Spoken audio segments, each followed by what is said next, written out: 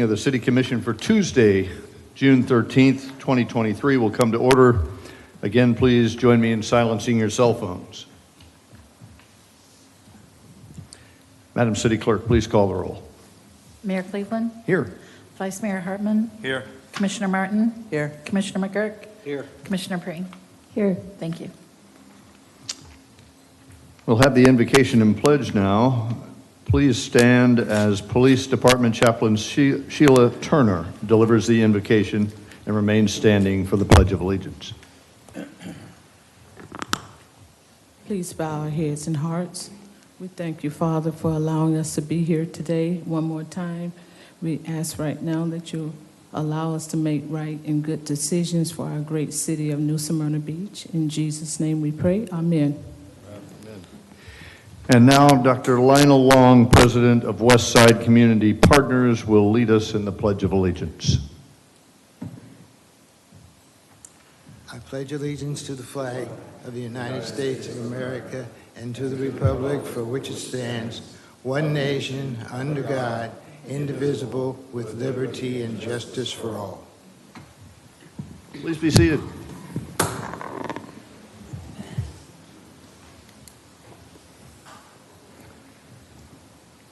City Manager, are there any changes to the published agenda?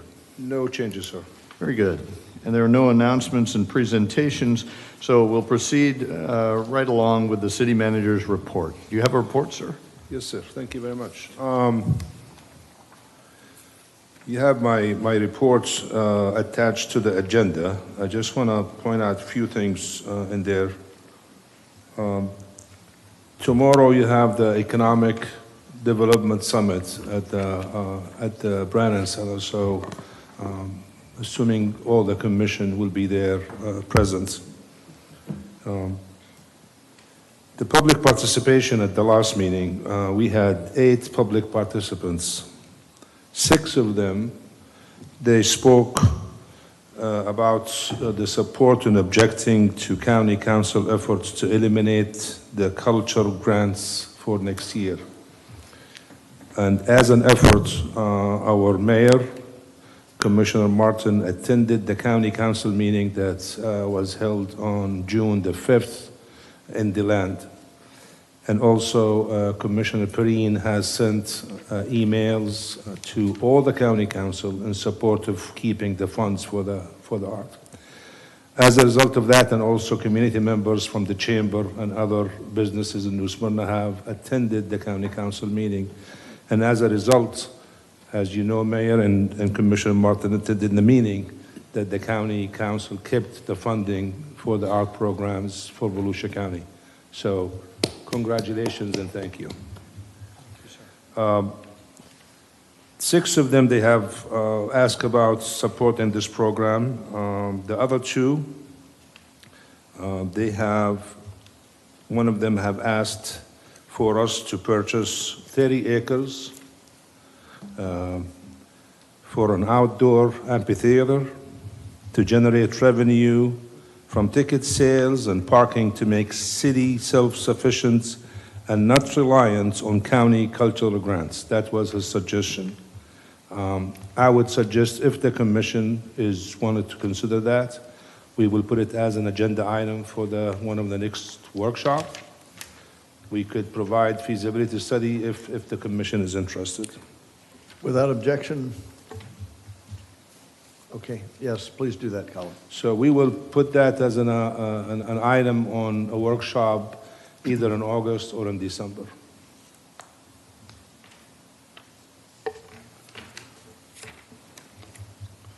There's another item that we have the local agency program that's with the DOT for the 5th Street Bridge.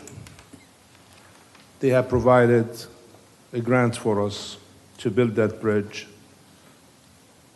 We had additional cost during the design, and then also we had additional cost after the bid was open.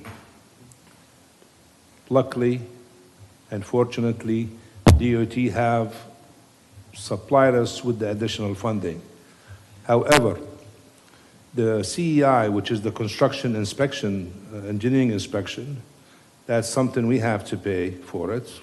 They supply some of it. And then also the engineer of records, they did not have any contract after the project is under construction. They designed it, but there is no contract after. So there is funding needs to be there. So the city engineer has provided a funding for it. However, we took some $20,000 from the construction fund. We put it in this fund for the consultants. So in reality, there is no additional fund needed, but we just have to change the accounting for it. So I just want to make sure the commission is aware of it. So no additional fund is required at this point, but we just have to make changes on this, and we have to submit it to DOT. And I want to make the commission is aware of what we're doing. So if you have any questions, Mayor, I'll be more than happy to answer it. Very good.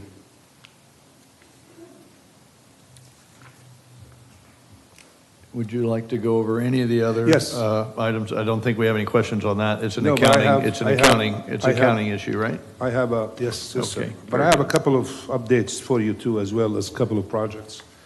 There is a project that it's one of my dreams, which is the Washington Streetscape. We held the public meeting about a year and a half ago. We initiated the design.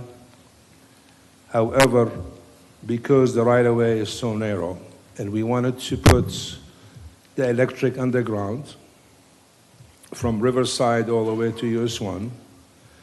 So the utilities, in order for them to do that, they needed to have some easements from about 10 property owners or 12 property owners.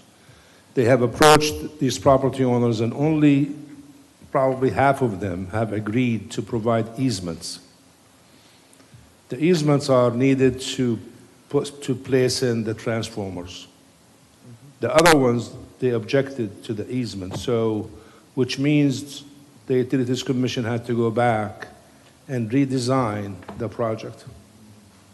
Just the electric, not the whole entire project.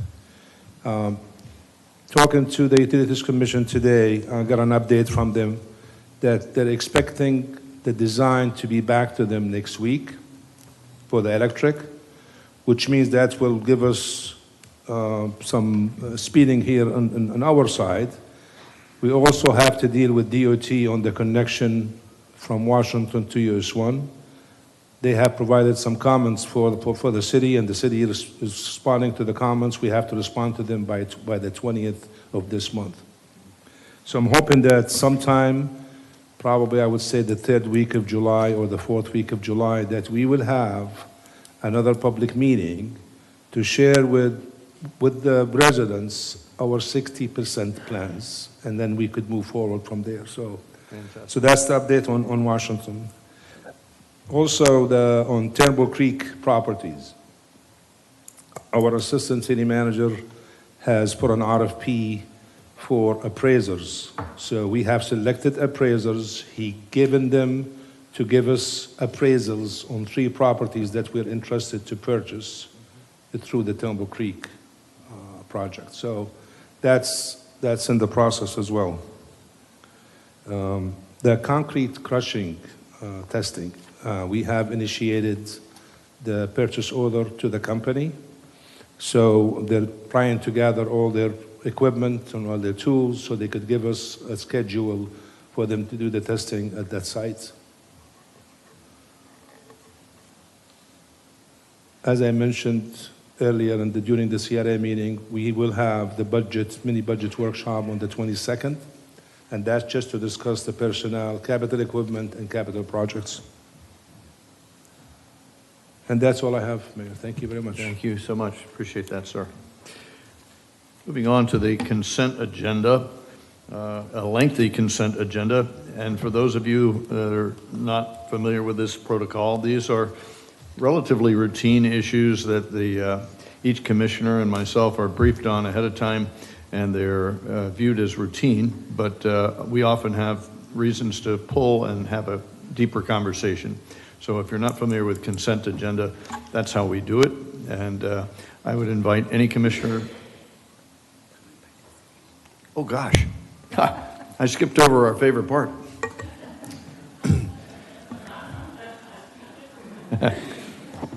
That's why the clerk is here, to keep the wily mayor in check. Okay, let's do public participation. Your favorite part as well. We're here to listen to what you have to say. Your comments, your words of encouragement, your citations of excellence by the city staff. This is a 3-minute period where you have a monologue opportunity, not a dialogue, not a question and answer session, to voice your views. You'll have a timer indicator on the podium there, 3 minutes of time. When you're down to 1 minute, the yellow light will come on and you'll be finished at the red light at 0 minutes to go. When you come up, please give your name and address and for the record, and we'll get started. Mayor, Commissioners, I'm Zoe Nooner, and I'm president of Flagler Avenue Association, 6 Flagler Avenue. I am here to share the news of one of our founding members of Flagler Avenue Business Association, sadly recently passed away. I am honored that her sister was kind enough to share a treasure with us, which Adela Letty was also the founder of Seaside Fiesta that's coming up, but her sister shared that Adele was on a committee that was in the early 90s for the Flagler Avenue design guidelines. And I just want to read an excerpt that just shows you how she was such a beloved member of our Flagler Avenue community. As New Smyrna Beach oceanfront and Flagler Avenue becomes increasingly popular, change is inevitable. Local citizens, realizing the pressures and opportunities of impending change, made a commitment to protect the integrity of the Flagler Avenue district, which otherwise might be threatened by consequences of poor managed growth. This task force was comprised by the Flagler Avenue business and property owners in partnership with the City of New Smyrna Beach and the CRA to provide guidelines which would be visual quality in the district. Many residents participated, and because of them, those who volunteered their time and support in the interest of the community, the future on Flagler Avenue is immensely brighter. When I read this, I felt like a passage of time, 30 years in the future, and all the hard work we're doing on Flagler Avenue to make the future of our street brighter. I'd like to ask if any of the mayors or commissioners would be willing to join us at Seaside Fiesta. The FABA board would like to we're working on a plaque, and we would like to honor this Seaside Fiesta as Adela Letty Day. And we would just like to ask the commissioners and mayor if they could join us this upcoming Thursday. Thank you. Thank you very much. Appreciate your comments, ma'am.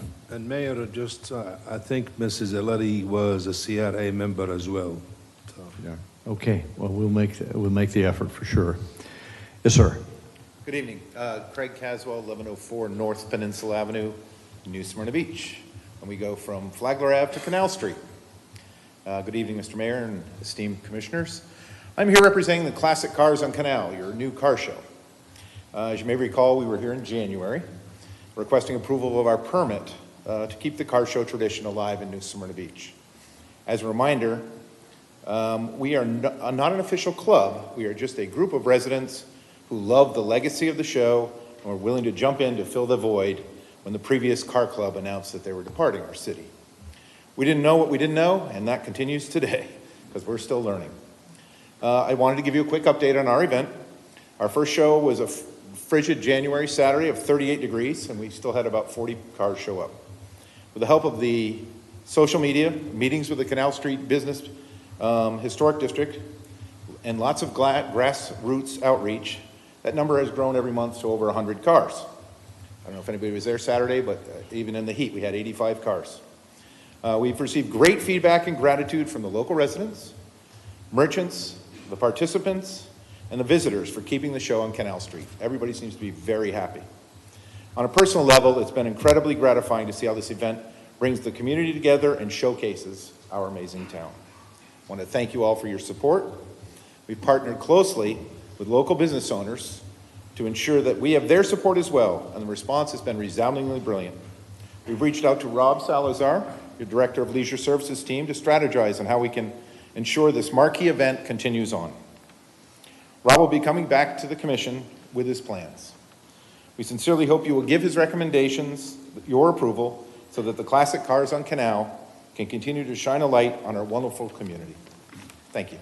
Thank you, Mr. Caswell. Appreciate your remarks and your effort. Sir.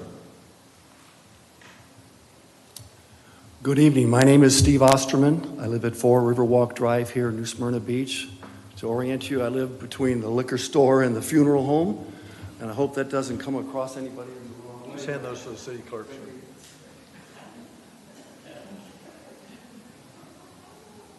I handed the clerk a photograph of a pedestrian accident in Chicago circa 1952, around the year that I was born. A terrible accident happened, and the accident in Chicago would continue to happen. But what surprised me, in Mark Lane's article a while back, he said that we're not the worst place in the country to be a pedestrian, just the second worst. Volusia and Flagler counties, or more precisely, the Deltona, Daytona Beach, Ormond Beach Metropolitan Statistical Area, first appeared in the group's rankings in 2017. That year, they were 5th in pedestrian accidents. And I was surprised at that to some degree, but when my neighbor was crossing down at South Atlantic Avenue about 5 years ago, and she was hit by a moving vehicle where she pressed the button, the lights flashed, she had her flashlight, and her vertebrae was broken, her hip. It was very emotional. I witnessed it. It was very, very difficult for me to see a helicopter come in and airlift this person out. So one of my concerns is the speed limit changes. That if you take a look at what happens on 3rd Avenue, the speed limit changes 8 times from when you get from Myrtle, from the hospital to the south end of Atlantic Avenue. There's some confusion out there. Of course, people are drinking, they're texting, they're not paying attention. Everybody's in a hurry to get somewhere.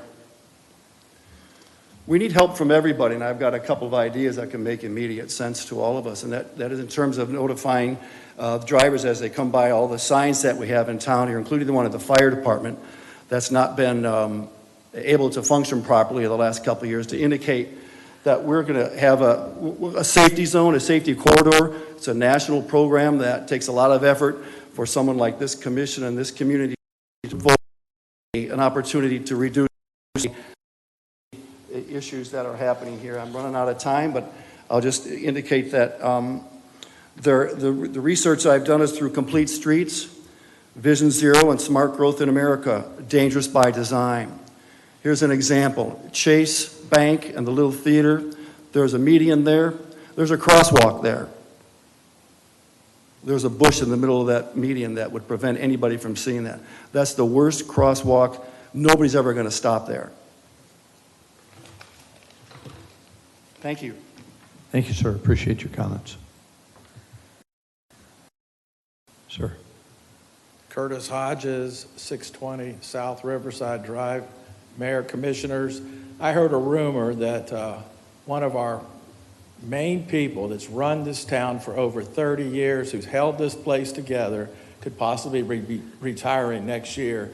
And I said it was just sad to hear that, because this guy has been around through a lot of good mayors and seen a lot and built this city up, and now it is just a beacon, and everybody wants to move to New Smyrna Beach. And Colin, I think that's really a lot about you and what all you've done, and thank you very much. And I hope that we spend a little time and start a search committee, because a guy like that cannot be replaced overnight. And I don't know how long it takes, but I did work on the Belle Isle, and it took a long time to try to find somebody to be our city manager.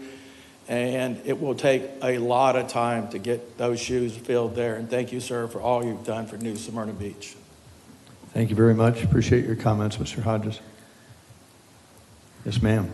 Good evening, Elizabeth Jones, 314 Canal Street, and President of the Canal Street Historic District Association. I'm here for a couple of reasons. First of all, thank you for the improvements going on Canal Street. I've had so many positive comments, the big planters full of beautiful plants. People love them. We know that there's more to come, and we're looking forward to it, so thank you. Second, we want you to know that we support the new car show. Jana and Craig are doing a wonderful job. We're very happy with it. It's bringing customers to our business district, and we want you to know we support it. So thank you. Thank you very much, Liz. Appreciate your comments. Yes, sir. Phil Hall, 3365 Catarina Drive. A little over a year ago, New Smyrna Beach made the decision to invest in pickleball as part of the recreation offered by our city. The New Smyrna Beach Pickleball Club has a logo now that is recognized and makes the city proud. Our club responds weekly to questions about where to play, and our courts are now busy. We have new courts coming at Page Park, and that's going to be a tremendous benefit. Our growth of the pickleball club now is 284 members. But I want you to know that pickleball players and club members are also community members. During the last year, club members have spent one Saturday every other month cooking and serving meals for the needy at the First United Methodist Church. The club participates in the Adopt a Park program at Pettis Park. A club member has donated benches and tables at Live Oak. And the club has spent hours building oyster mats and volcanoes at the Marine Discovery Center. The club was asked for help by the chamber, and at 6:30 in the morning, they responded and showed up to help with parking and directing vendors to their spots. We are part of the community. You have shown your willingness to help the pickleball club. The pickleball club wants you to know that we want the best facilities and playing conditions. And the pickleball club has been able to have some fundraising. And recently, we were able to supply a check for $7,000 back to the city of New Smyrna Beach for maintenance for our pickleball courts. Thank you all for looking out for pickleball. We're going to do our best to continue to support the city. Thank you very much, sir. Appreciate that. Thank you, Phil. Appreciate your comments. Hello, Donna. Welcome. Donna Athrin, 684 Corbin Park Road, New Smyrna Beach. I'm also the chairperson for the Turnbull Creek Preservation Board. This is stunning to me. Item number 7O and 7P. I never thought I'd see the day, and I'm stoked. All you've got to do is approve it. This could be the largest restoration project, historic restoration project of the oldest Egyptian irrigation system on U.S. soil. It needs publicity. So if it goes through, I really would like to ask this commission to help me promote the biggest historic change happening in this town. I think it's state worthy. I think it's national worthy because it is the oldest Egyptian system in soil. Thank you. Thank you very much. Appreciate your comments, Donna. Dr. Herman, good evening. Good evening. Randy Herman, 108 Esther Street. Good evening to the commission and the city staff. A couple of things. One, I would like to congratulate the mayor and the commission and the city staff for the most excellent Memorial Day celebration. As a Vietnam-era vet of the U.S. Army Medical Service Corps, it was quite an honor to see such a wonderful celebration and moving ceremony. It really reflected great concern, and I think it reflected a high level of caring for those people that we've lost over the years. And certainly, I can tell you, with my time in the service, there are a lot of people who are walking wounded that didn't pass. And it's always important to remember them as well. So I really appreciate all that you all did. It was really well done. And the second thing is on item 8B, you're looking at an RFP for the 120 Flagler Street residence or building. It's been in the discussion basket for quite a few years now. As a resident of that area, I can certainly say many of us are concerned about what will happen to that very viable and visible corner. I think it's also symbolic for a concern that I have, and others as well, of the balance on Central Beach. It's symbolic in the sense that it's in one of the busiest intersections in town.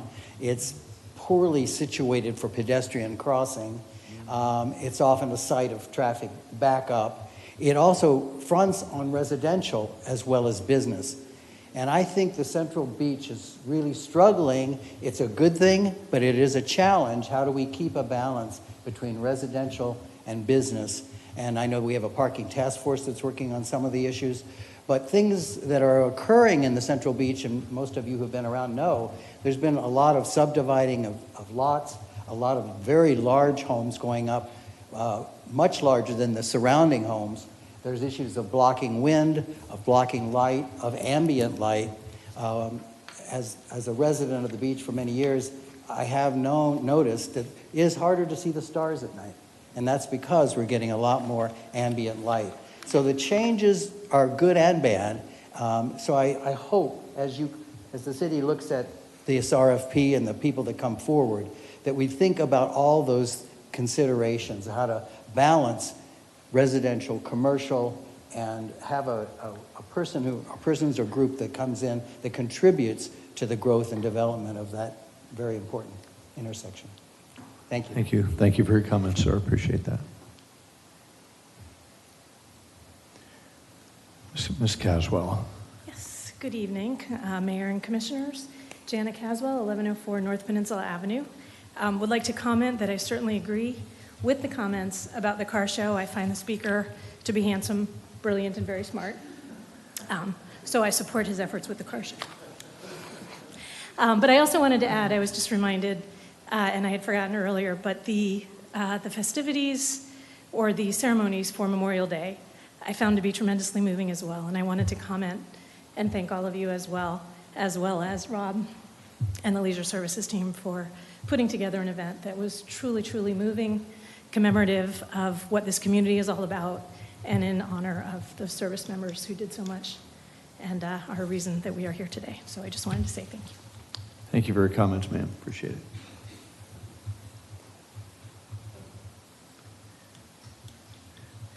Ms. Good Eisen. evening. Pam Eisen, 624 North Riverside Drive. I'm here tonight as a citizen, and I too think Craig Caswell is pretty darn handsome, but that's not why I'm up here. Jana and Craig have done a fabulous job bringing the car show and continuing that car show to Canal Street. My husband and I and my dog Truman are down there almost every time the car show is there, and they've done a wonderful job.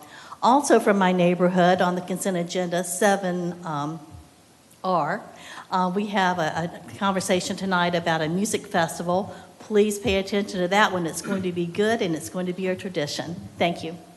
Thank you, ma'am. Appreciate that. Is there anyone else for public participation? Thank you. Seeing none, public participation is now closed. Now on to the consent agenda. Is there any member of the commission wishes to pull an item for comment or discussion? Commissioner Perrine, Commissioner Martin. Well, of course, the CRA facade, 7N. 7 November, okay. And 7L, I'm sorry, 7J. 7J, Juliet. Any other commissioner? Commissioner McGurk, Vice Mayor? 7P, just for a comment. 7 Papa? Yeah. P, okay, P. good. Any others? I would like to pull 7 India.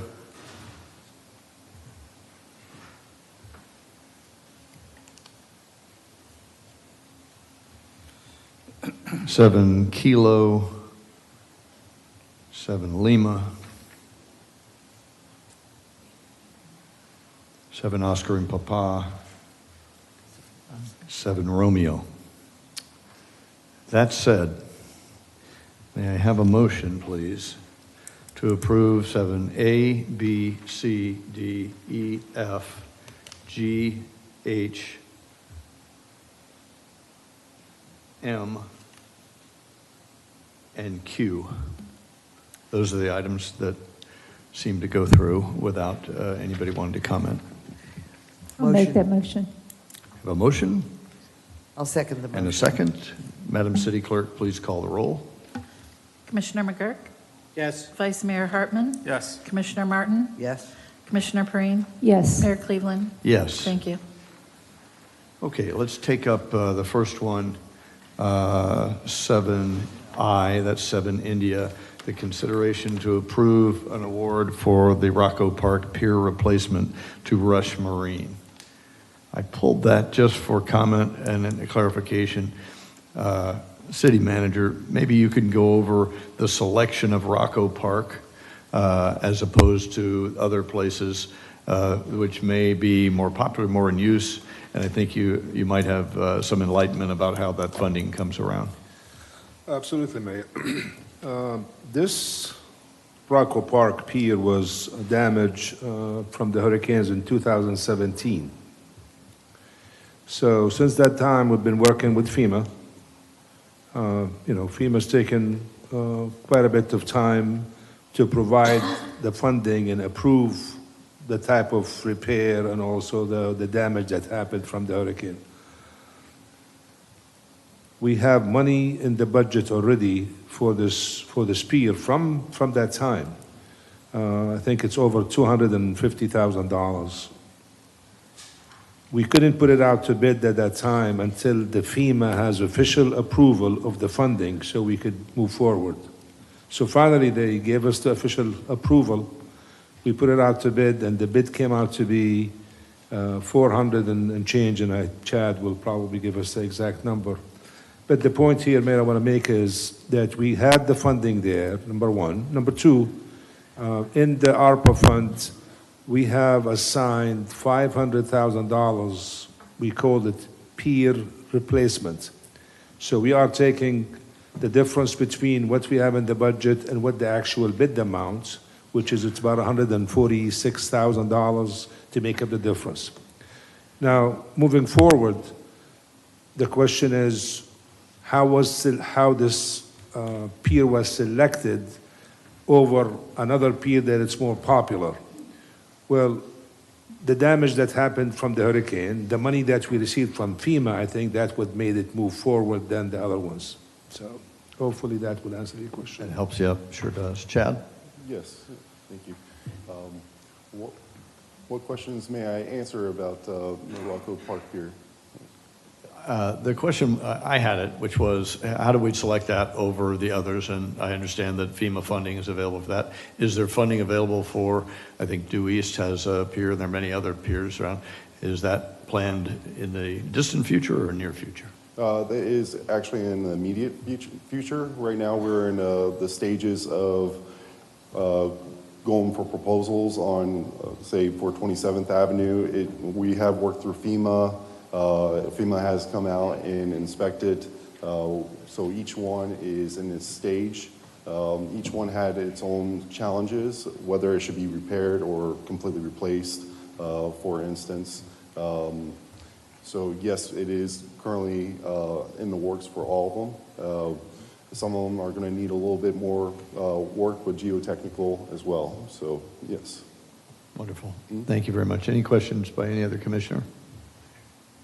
Thank you for staying late with us. Appreciate it. Thank you.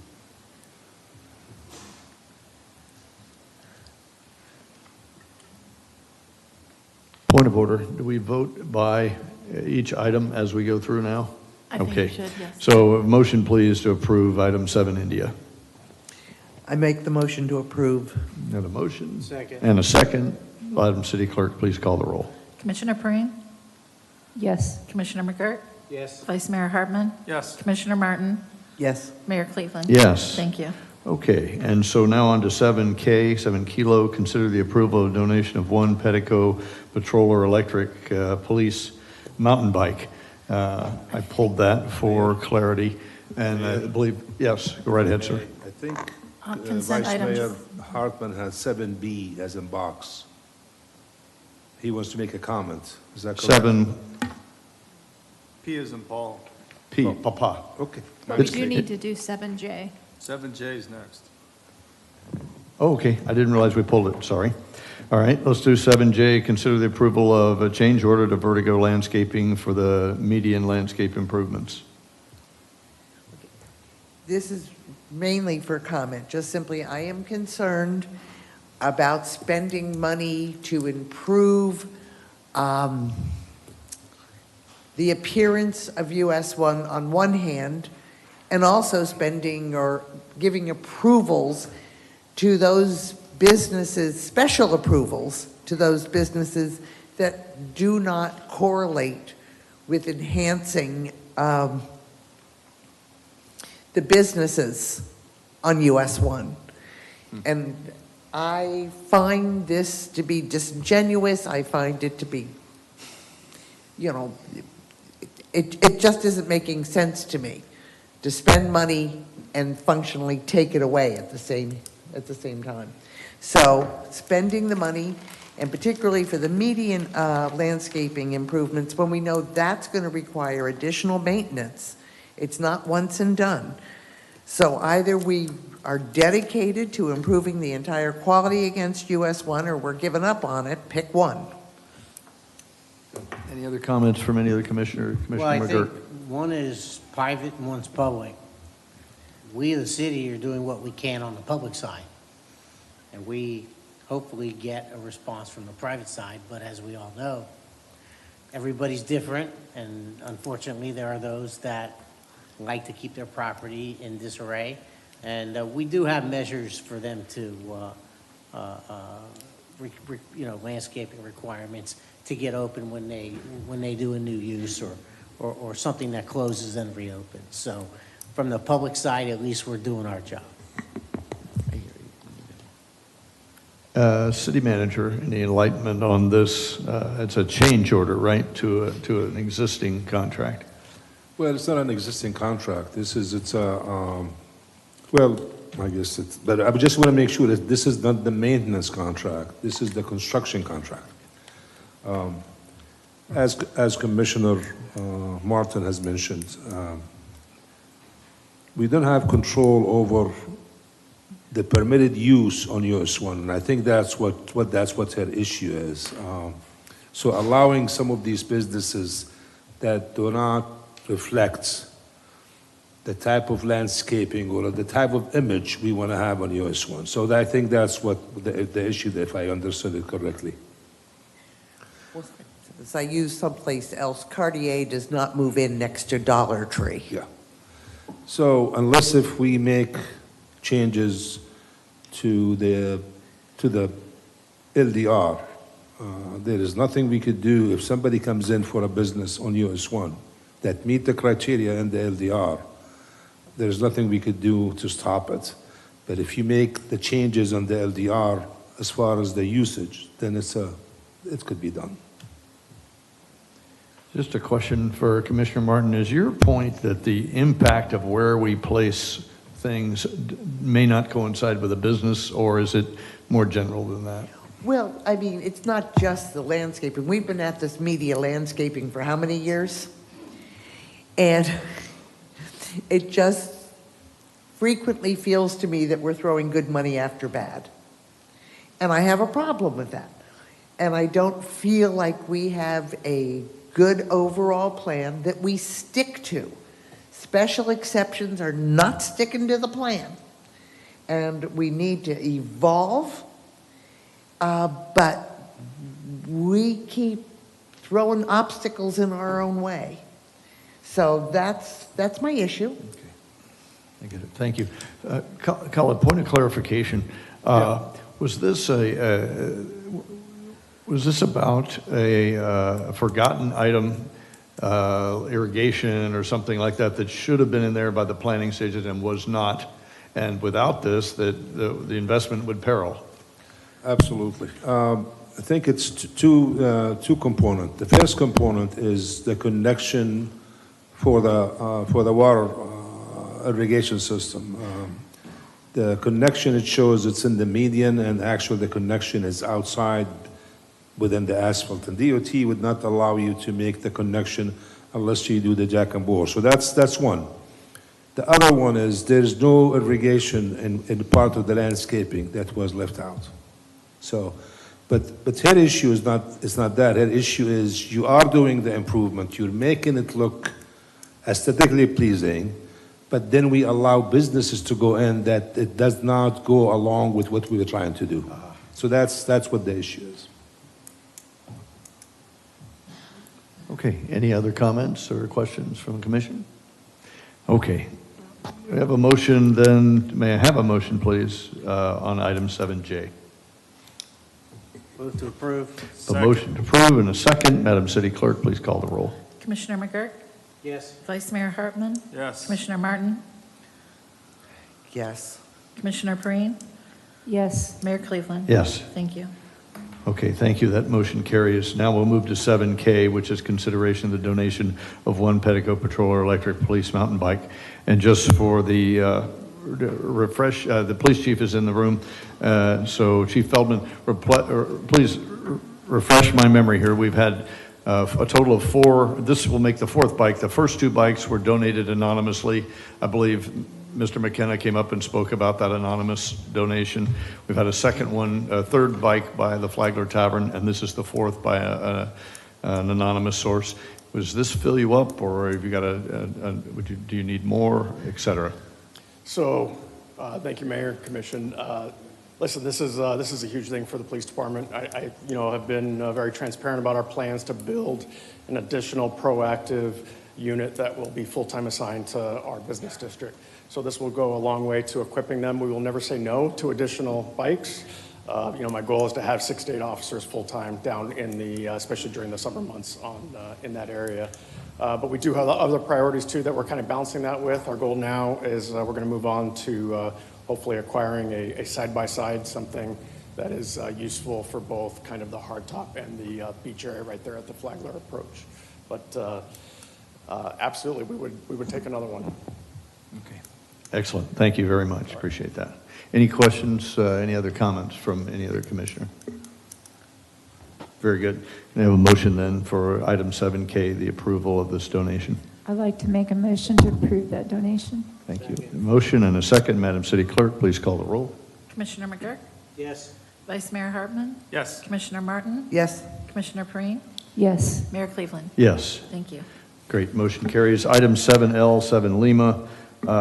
This is, I would like to learn more about the Law Enforcement Trust Fund. Again, please, Chief Feldman, I see you're buying something, new DNA match tester. Can you educate us a little bit about the Law Enforcement Trust Fund? How much money's in it? Where does it stand? How does it come about? Absolutely, Mayor. So the Law Enforcement Trust Fund is otherwise known as a forfeiture fund. So we have New Smyrna Beach Police task forces at the county level that are primarily geared towards investigating large-scale narcotics organizations. At the result or at the finish of those investigations, once those prosecutions have been adjudicated, if there are any assets that are forfeited, those assets are dissolved and the funding goes out to each participating agency in the form of a check as part of a sharing agreement. That funding is given to city finance, and we carry that balance year to year. There's certain restrictions, involved with the trust fund. So summarizing it, we can use that money to further ongoing investigations, either in the way of investigative support or equipment, which is why you see these requests today. Checking with city finance earlier in the day, I believe we're sitting right about $175,000 in that account. Excellent. Thank you very much for the education. Any Vice Mayor? So Mayor, if I may, I remember a couple ago that the same thing on a radio kit. It ended up solving a cold case that was probably 2 decades old. Wow. So, I mean, these things are beneficial for the department to be able to use, and certainly I would support this. Excellent. Okay. Thank you, Mayor. Thank you very much. We have a motion, please, for 7 Lima. I'll make a motion to approve. I'll second. A motion and a second to approve. Madam City Clerk, please call the roll. Vice Mayor Hartman, Yes. Commissioner Martin, Yes. Commissioner Perine, Yes. Commissioner McGurk, Yes. Mayor Cleveland. Yes, that motion carries. And so, 7 November, 7N, I think, was pulled. Commissioner Martin. I'm not going to repeat myself. It's just part of the same pattern of not having complete dedication to a vision, and that I feel we trip over ourselves. So I'm uncomfortable awarding more money when we are not sticking to our any kind of a plan. Got it. Yes, sir. I was just going to make a motion to approve. Okay. 7N. Thank you. I would like the city manager to respond directly. Khalid, I know you have a plan, and so at least one of us is uncomfortable, maybe more of us, that it doesn't appear to be clear. Yeah. And so maybe you can say some words to make this happen. I think her comments is not about the landscaping plan.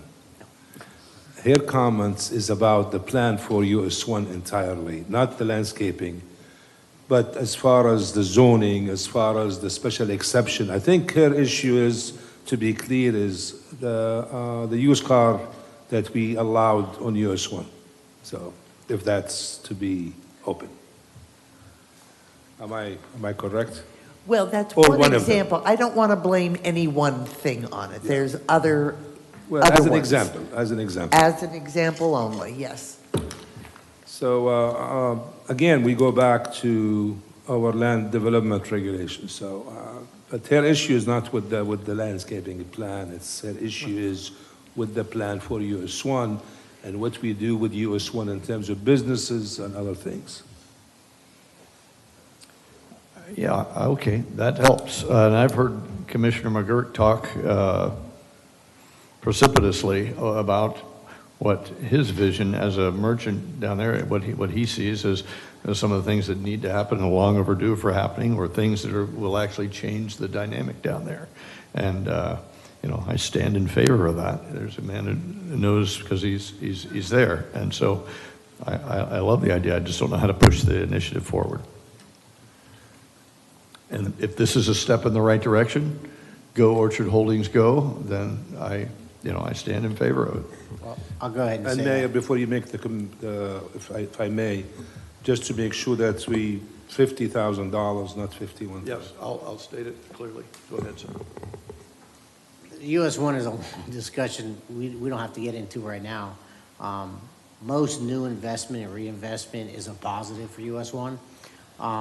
When we get into the kind of businesses that are coming in, changing the LDR, what we even legally can or can't do in terms of excluding certain businesses that people may perceive as negative, that gets in the way of a lot of it.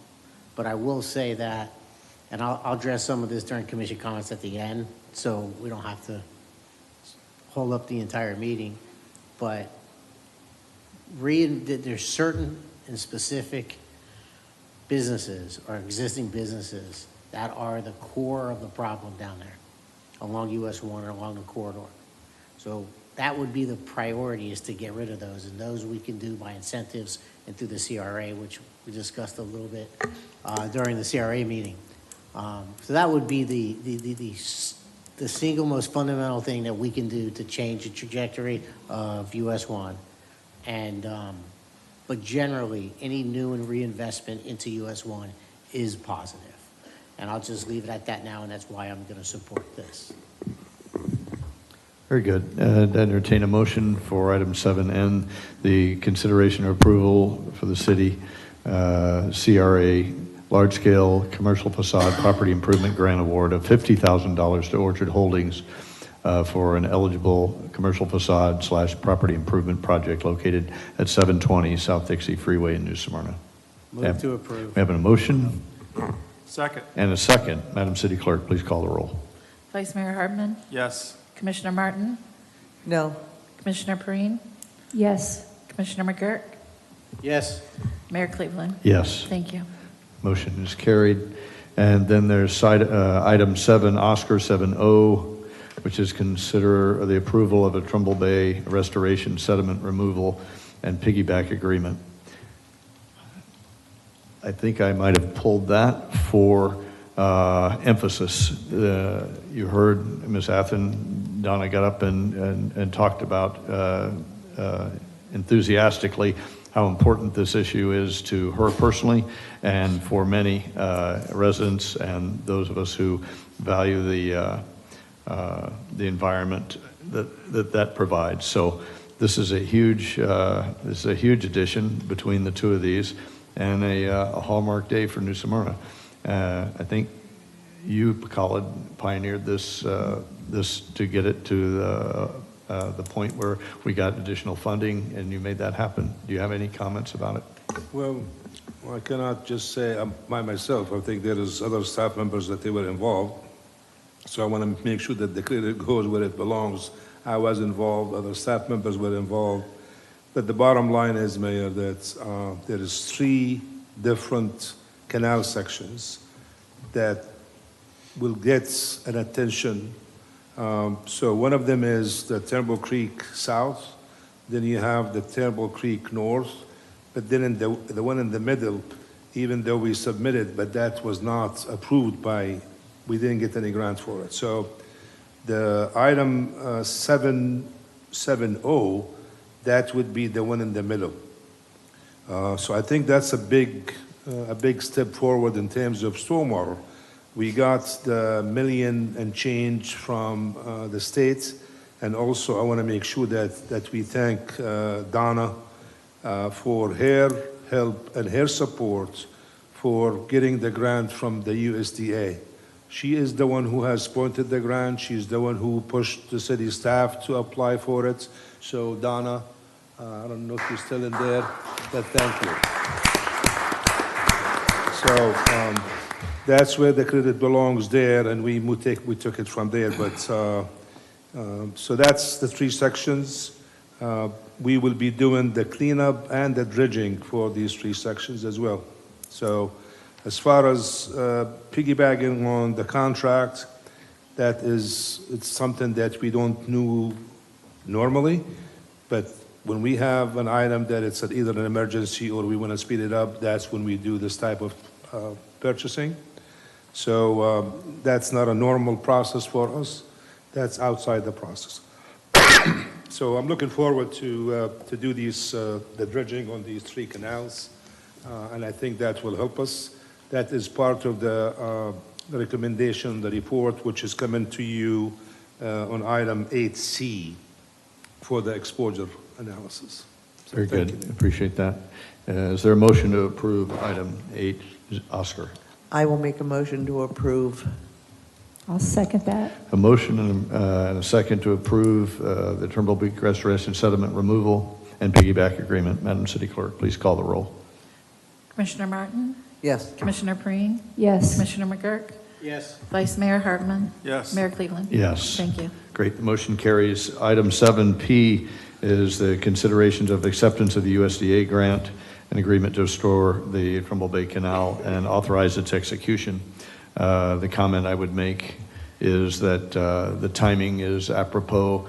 This is the start of hurricane season. We appreciate the fact, Khalid, that you're speeding this along so that we can be as ready as we can possibly be. So thank you very much. Thank you. Any comments? Yes, sir, Vice Mayor. Well, actually, I pulled this item, and I pulled it specifically to give Donna Athen all the recognition for this, because the day that she called me, Kyle Fegley, and Ron Niebert out there to the canal, made us walk around through the canal, through the swamp, and had this idea that the U.S. Department of Agriculture would actually help us to clean up the canal.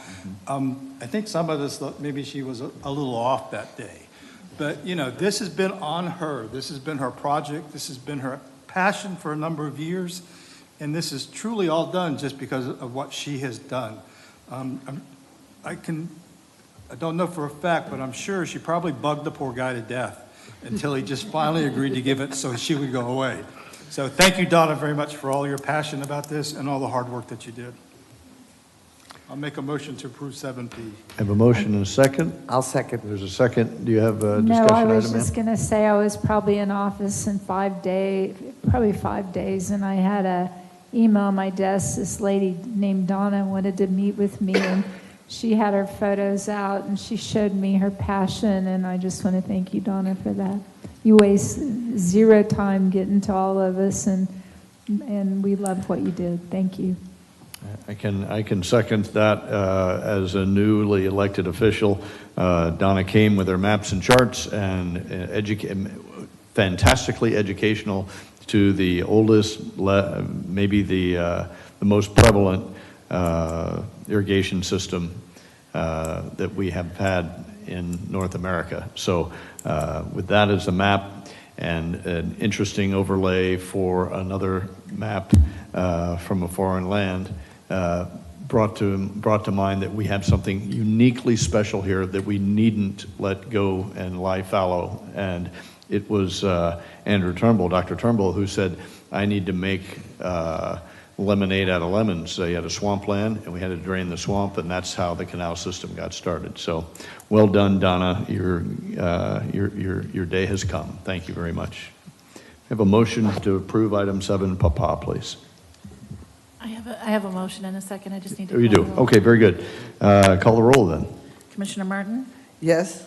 Commissioner Perine? Yes. Commissioner McGurk? Yes. Vice Mayor Hartman? Yes. Mayor Cleveland? Yes. Thank you. Motion carries. Item 7, Romeo, is the special event consideration of approval of the New Smyrna Beach Sound Festival for 2024 on April 13th. There was a question in my mind, and maybe some others, as to the location, city manager, of this along Riverside Drive rather than at the Marine Discovery Center amphitheater. Any insight on that? Honestly, I don't have an answer. But if somebody's from, is Rob, do you know?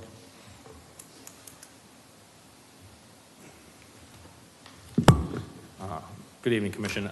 I have worked with the 2 organizers of this event over the past year and change, trying to come up with the best logistical plan to accommodate this event.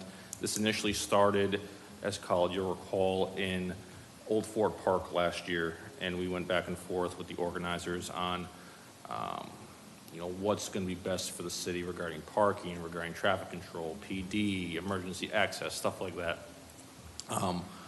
One of the discussions initially in the very beginning was the sports complex venue as a place to hold the event. But the call for the event and the vision of the organizers was to incorporate the Canal Street charm, the Riverside Drive charm. That was part of the vision for the event and why it's desired to be on Riverside.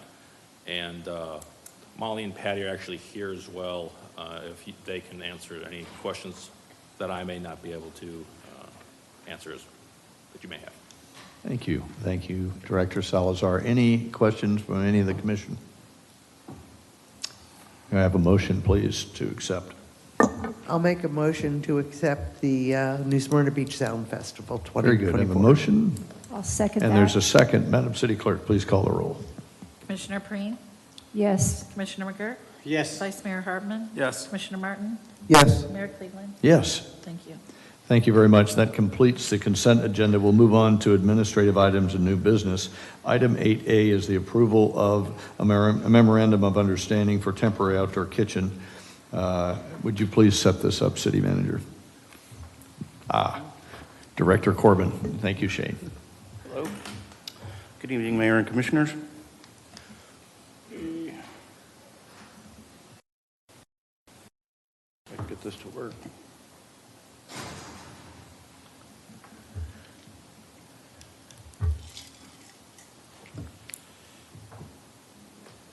I guess the computer was turned off.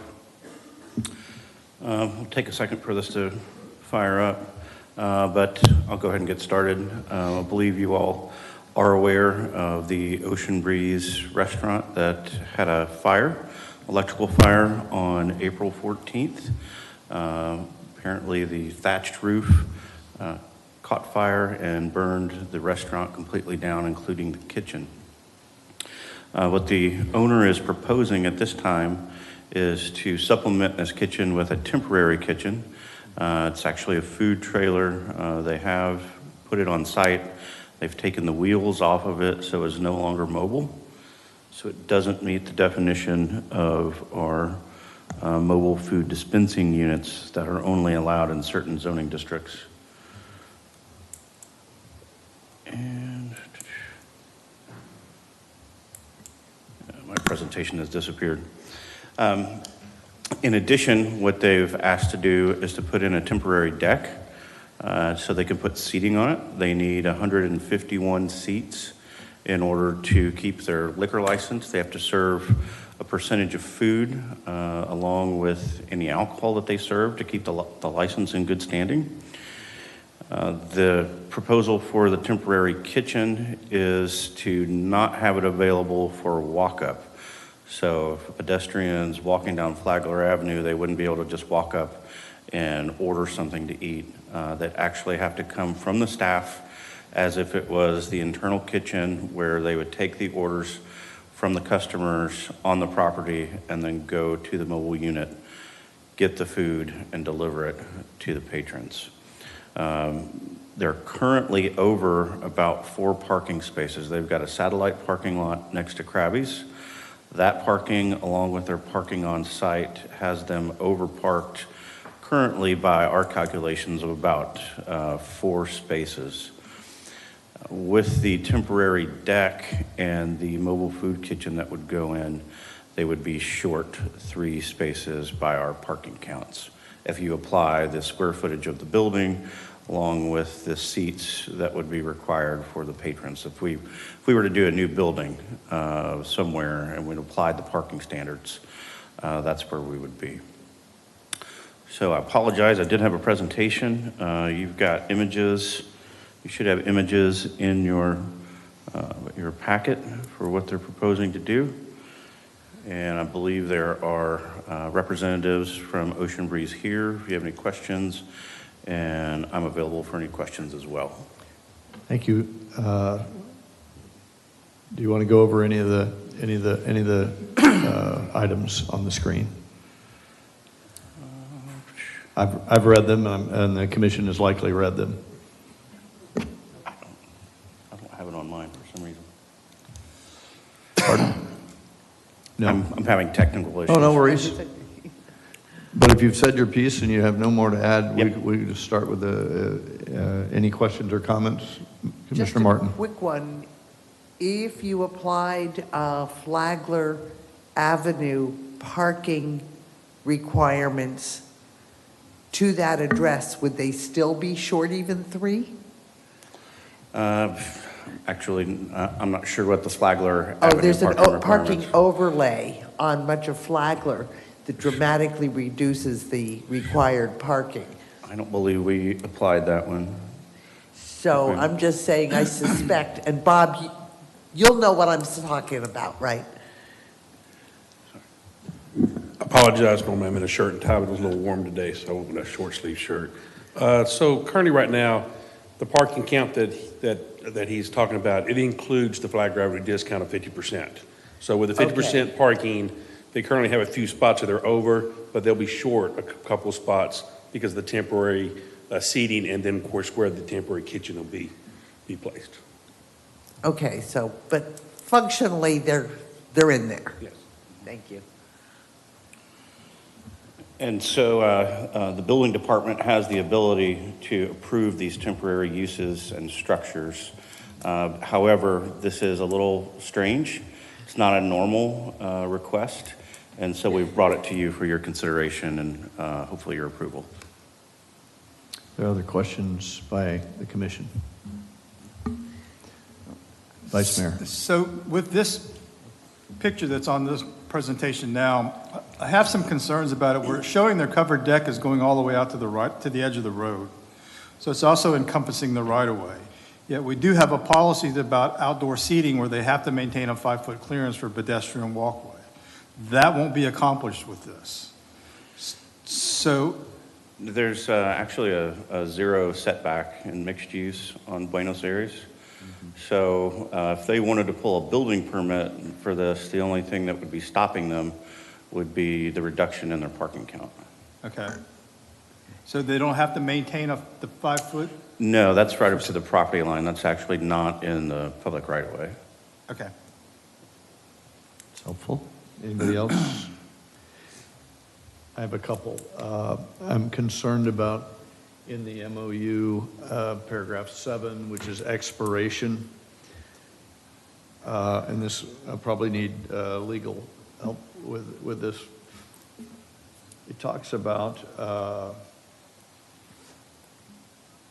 if no or little progress has been made on the renovation and no good cause is shown as to why the building owner has not progressed, then the renovation agreement will be terminated.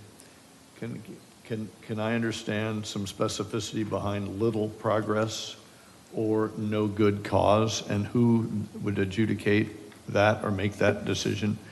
And would it be of competent authority that would hold up in court? I would make that decision along with the building official and the city attorney and probably the city manager as well. So tell me what little progress is. If they, let's say for example, that they pulled a building permit, but they never actually hired a contractor, never began any work, and no progress had been made. So stop right there, Shane. Does this building and this organization have a history of pulling permits and not progressing the permits and evacuating the permits and not ever completing them, but having the work continue? With my limited knowledge of being here, I've heard some rumors that... I don't want your rumors. I want to know yeah. from the building official or Mr. Mathan what the history has been. Do you have any?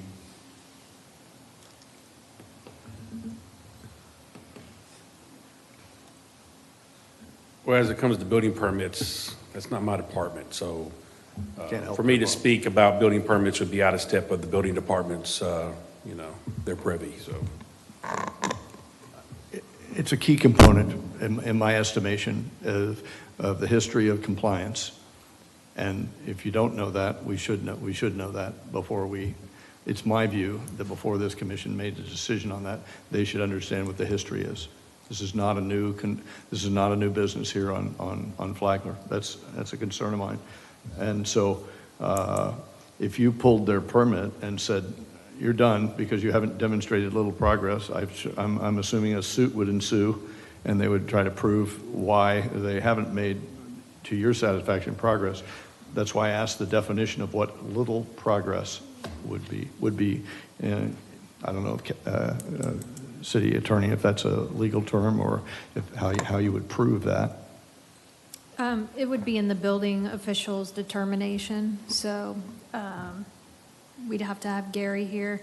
Not specific to the Ocean Breeze restaurant. I do know in 2018, there was a temporary parking lot that had owned by the same owner where there were conditions for that permit, and we had issues with compliance in regards to that. So same owner, different situation, so I can speak to that. That is the history.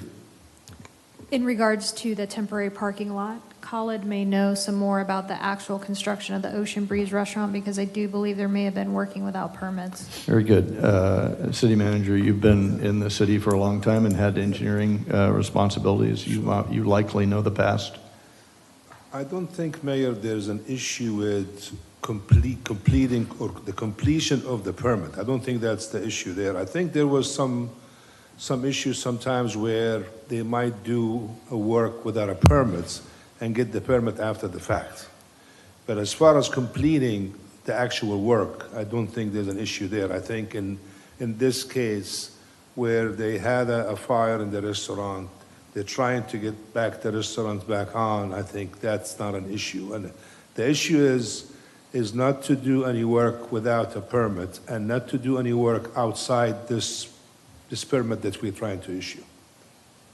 So, and then typically what happens is the permit is valid for 6 months or a year, And if there is no inspection, then that permit will be void. So that's how it goes. So if you have an inspection, then it just keeps going. And if you don't have any inspections, then the permit will be void. Right, so if there's no progress in 6 months, it voids. Is that what you're saying? 6 months or a year, I can't remember the date, but that's typically, if there's no inspections at all, then the permit is expires.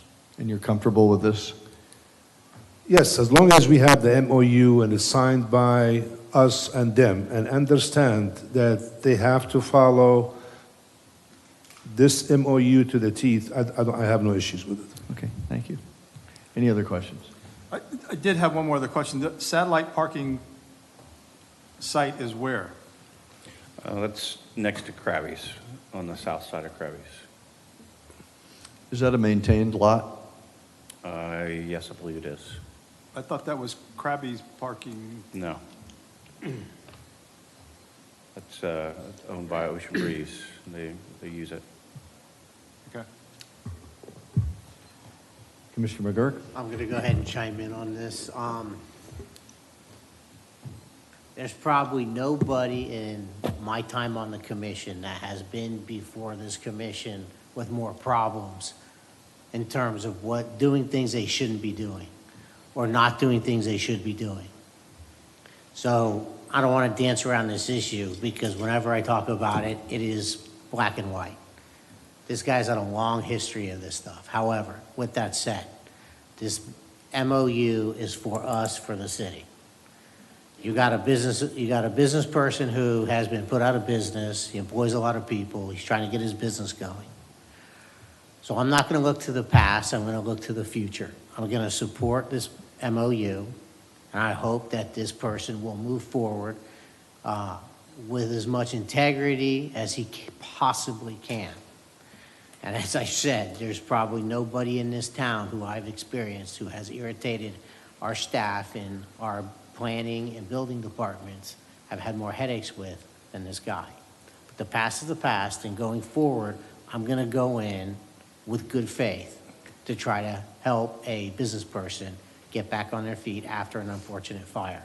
And all I can say is, if this comes back before us again, because he is not doing things he should, or he's doing things he shouldn't be doing, I will have no mercy on this individual. So here's a chance to come and get the job done and do it properly and not give everybody a big hassle. So I'm going to move forward with this. I'm going to support this, and I wish him the best. Very good, thank you. Any other comments? Yes, ma'am. Just, Commissioner Martin. we do want to be careful. We have a history in the city of many prominent businesses that have done work without permits and gotten after-the-fact permits. So I would hope that we all take this moment to put this marker in the sand and say, same rules for everybody. Let's all do it the right way. Very good. So, Yes, one yes, ma'am. last Commissioner comment Green. before our mayor speaks and finalizes. I too have had numerous calls about this restaurant not doing things properly in the past. And this was before I was, these things happened before I was a commissioner. So every time I've been stopped on the street and asked if they're pulling proper permits now after the fire, and I was told of some instances where this happened, I questioned staff immediately because those things bothered me. And I don't want us to prove this if this is going to continue again and tarnish our reputation. So I too appreciate staff working hard on this MOU, and I wouldn't approve it if we didn't have it. And I really hope that they do things the right way this time. And I appreciate Commissioner McGurk's comments on that. Thank you, ma'am. City Attorney.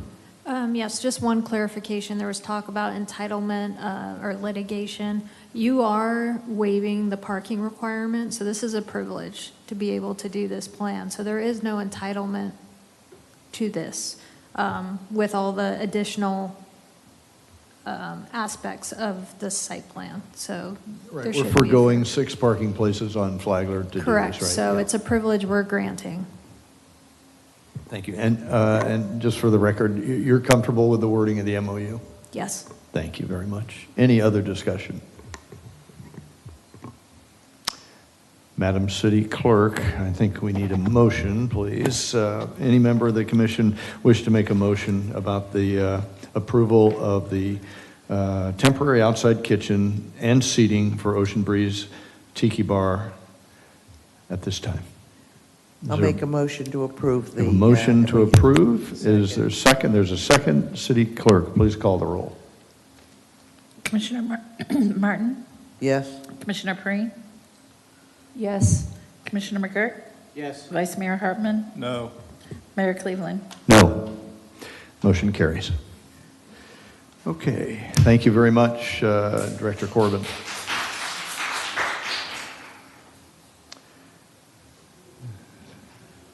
Item 8B, consider the approval of a request for the leasing of the property, the city property at 120 Flagler Avenue.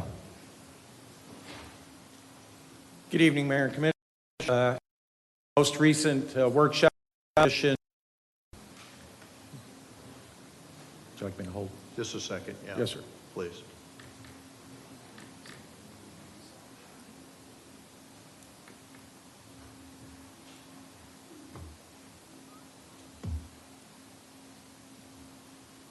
Go right ahead now, sir. At its most recent workshop, the commission directed staff that it was their preference in terms of the disposition of 120 Flagler to put it out for an RFP for leasing on a long-term basis with the provision that it be a triple net lease. The staff has prepared that RFP. You have that before you. The proposed lease rates is in the $30 to $50 per square foot range, as the recommended lease price is to be submitted as part of the proposal, which would generate about $65,000 a year in annual revenue. The proposed schedule for the RFP would be, upon commission approval, is to release it on June the 19th, with submission dates on July the 19th, with final commission decision if we receive any RFPs on the August 8th meeting. I'll answer any questions you may have. Hey, Ron, if you could just talk about why it took this time to present this draft agreement. Yeah, we had significant projects. If you've seen, the procurement department's been very busy with a lot of capital projects, putting RFPs, RFQs together. Certainly the projects that you've seen before us has taken a lot of time. We were updating some numbers in terms of the pricing. We reached out to some commercial real estate agents to gather what we thought would be a marketable rate. So we took a little time getting this, making sure we got it right. We're glad to present that for you at this time. And by the way, Mayor, the 65,000 would be probably at a minimum because we have from 30 to 50, and I think Commissioner Perine, during the briefing yesterday, she has mentioned to me that there's another building on Flagler somewhere that I think they're getting $10,000 a month. It's in a little bit better location, but it's a nice guide for us to know that we're in line with the numbers of the range that you have. So I would say if the RFPs come back within that range, not, we'd be safe. Yeah, thank you. So I think we're looking, I think, positive in terms of the revenue if we lease it. So. Thank you, sir. And also I want to point out too that for the selection, normally what happens when we have an RFP, we have a selection committee and we have a criteria. So we receive the RFPs, we review them, the selection committee reviews it, make sure that it meets the criteria, and then we will bring it back to the commission for recommendation. Perfect. That explains, that kind of explains the process here, and I was going to ask that question, so thank you for heading that off. So we will get another opportunity to say and understand what your committee, your selection committee selected from, what the criteria was, why they picked X over Y, et cetera, et cetera. And that would be presented at the August 8th meeting, yes, sir. Gotcha. Good enough. Is the window open wide enough and the publicity is enough to get I think we've had enough interest since we first put this out, since December, that people are aware of it. We've had probably no less than 5 calls on this property. I have a contact list of people that I've told them I will contact them once the commission has authorized the release of this RFP, that I will contact in the morning. That it's available, will be posted on the 19th, and we'll make sure that it gets wide dissemination. Really good. Vice Mayor. So the lease money will go back, what, into the general fund? Into the transportation fund, correct? Transportation impact fees. Correct. Okay. That was my only concern, is either that money be encumbered until such time as we decided what we were going to finally do with the property, or that it go back to the impact fee money where the money came from. It will go back to the impact fee. Okay. It's good to get on with this at some point. I think Assistant City Manager, many residents and citizens have said, hey, what are you guys doing? It's lying fallow, it's falling down, it's deteriorating, and so getting moving is really going to be a great thing with this. Thank you very much. Any other comments or questions? Do we have a motion, please, to approve this action? So moved. We have a motion. Is there a second? Second. There's a motion and a second to approve the advertising of an RFP for 120 Flagler Avenue. Madam City Clerk, please call the roll. Commissioner Perine? Yes. Commissioner McGurk? Yes. Vice Mayor Hartman? Yes. Commissioner Martin? Yes. Mayor Cleveland? Yes. Thank you. Thank you very much. Item 8C, to consider the approval of the exposure analysis report from Jones Edmond. City Manager, your report, sir. Yes, sir. Back on May 30th, we had our consultant from Jones Edmond, Brett Cunningham, presented during a special meeting the final report of the exposure analysis that we have tasked him with. Now, some of the questions we received at the meeting and also from the commission, and I just want to make sure that this is also pointed out on the record. Commercial properties were not included in this report, and that was based on the proposal that we put out. I think we were concerned at the time, and I think we discussed that with the commission. We were concerned with the residential development, not the commercial. However, if the commission wishes to include the commercial properties, that we could go back and amend and add to the proposal, if that is desired. But the developments were included in our report. Now, for the public who did not attend the exposure analysis or the exposure report, as a result of the study that they made, there is nothing we could have done to prevent Ian.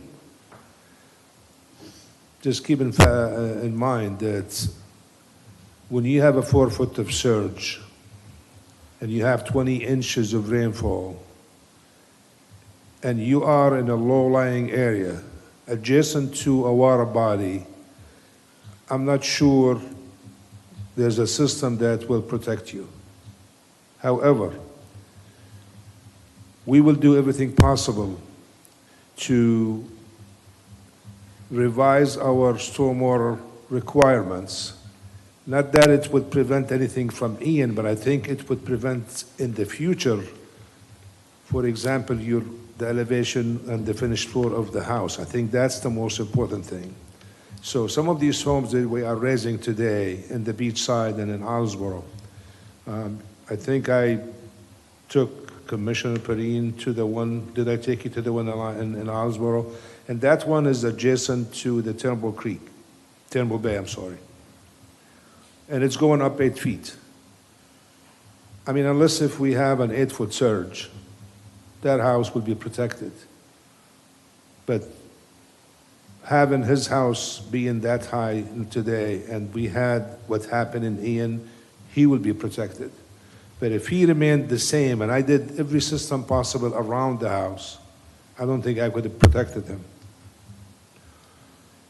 They made some other recommendations in their report, such as we participate in the community rating system, which is, if you are a member of the National Flood Insurance Program, you are classified as 10.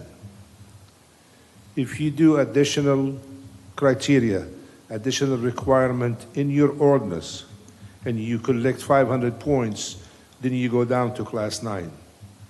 So we are at class 5, which means we have gone from 10 to 5. He's recommending that go even further. And I think our goal, if I remember when we joined the program, I want to be like Tulsa, Oklahoma. Tulsa, Oklahoma is, I think it's a class 1. So I want to get to that at some point, hopefully within 10 years, 15 years, because it takes time, takes effort, and also you have to address some of these issues in your community. A lot of these homes were built in a low-lying area that they don't have the finished floor elevation. Unless if I raise them, they remain there and they remain a threat. So some of these recommendations that he made, I think some of it we already have implemented and some of it we are already working on. So they made the recommendation to update our stormwater master plan, which will be working on, and some of it is actually worked on as we speak. Some of it we have to amend and revise our LDR requirements. We are working on that as well. So what I was looking for at the 30th meeting is for the commission to adopt the exposure report and also to adopt the recommendations and direct the staff to come up with an action plan to implement the recommendations. And I'll be more than happy to answer any questions you might have. Very good. Thank you, sir. Appreciate that. Commissioner Martin.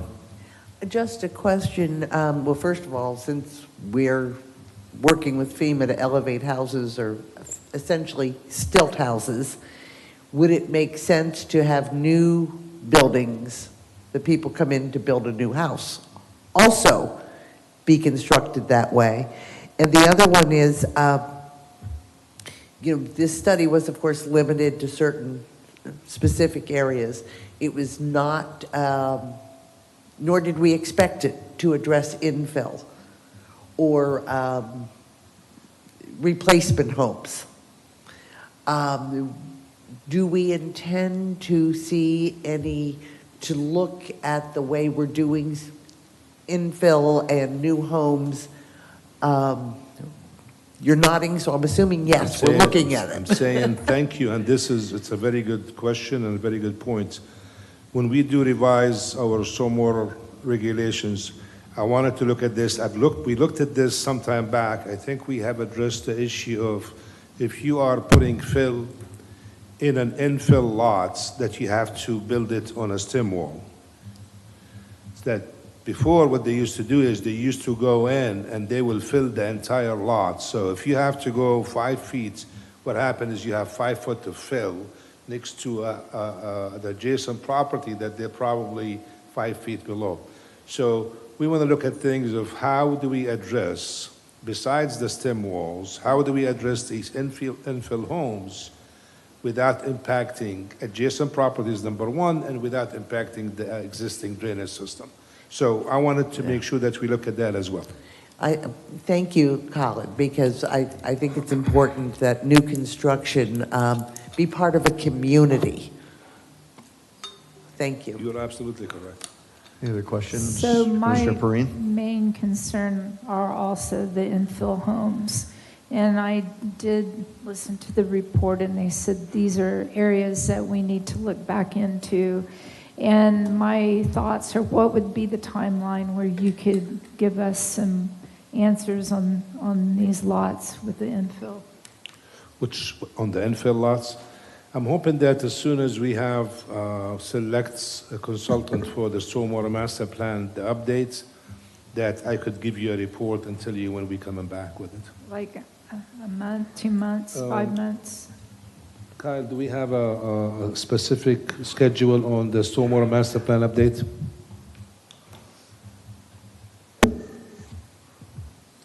don't have one for that specific task. I can tell you, we have met with one of our consultants, and they have agreed to developing, we have to develop a scope of work. It's quite extensive. And we are going to solidify all the tasks, schedule, outline our expectations, and then bring it back in August to the City Commission for their approval and award of that contractor services to that consultant. I hate to say this, but is there a hold on what we're doing now until we have answers for that? Because those are concerns of mine. Is there a hold on? On reviewing? future building sites on these lots? No. There's no hold, no. On individual lots, when does the moratorium expire? 27th of June. So we will be coming back to you on the 27th of June. That was one of the, it wasn't a recommendation, but it's one of the items he pointed out in the report, that since there wasn't any evidence that Hurricane Ian or Nicole has an impact on the moratorium, so he was actually recommending to lift the moratorium. But Commissioner Perrine's question is, do we have right now restrictions on infill lots, and we don't? Since these are new findings, should we discuss that?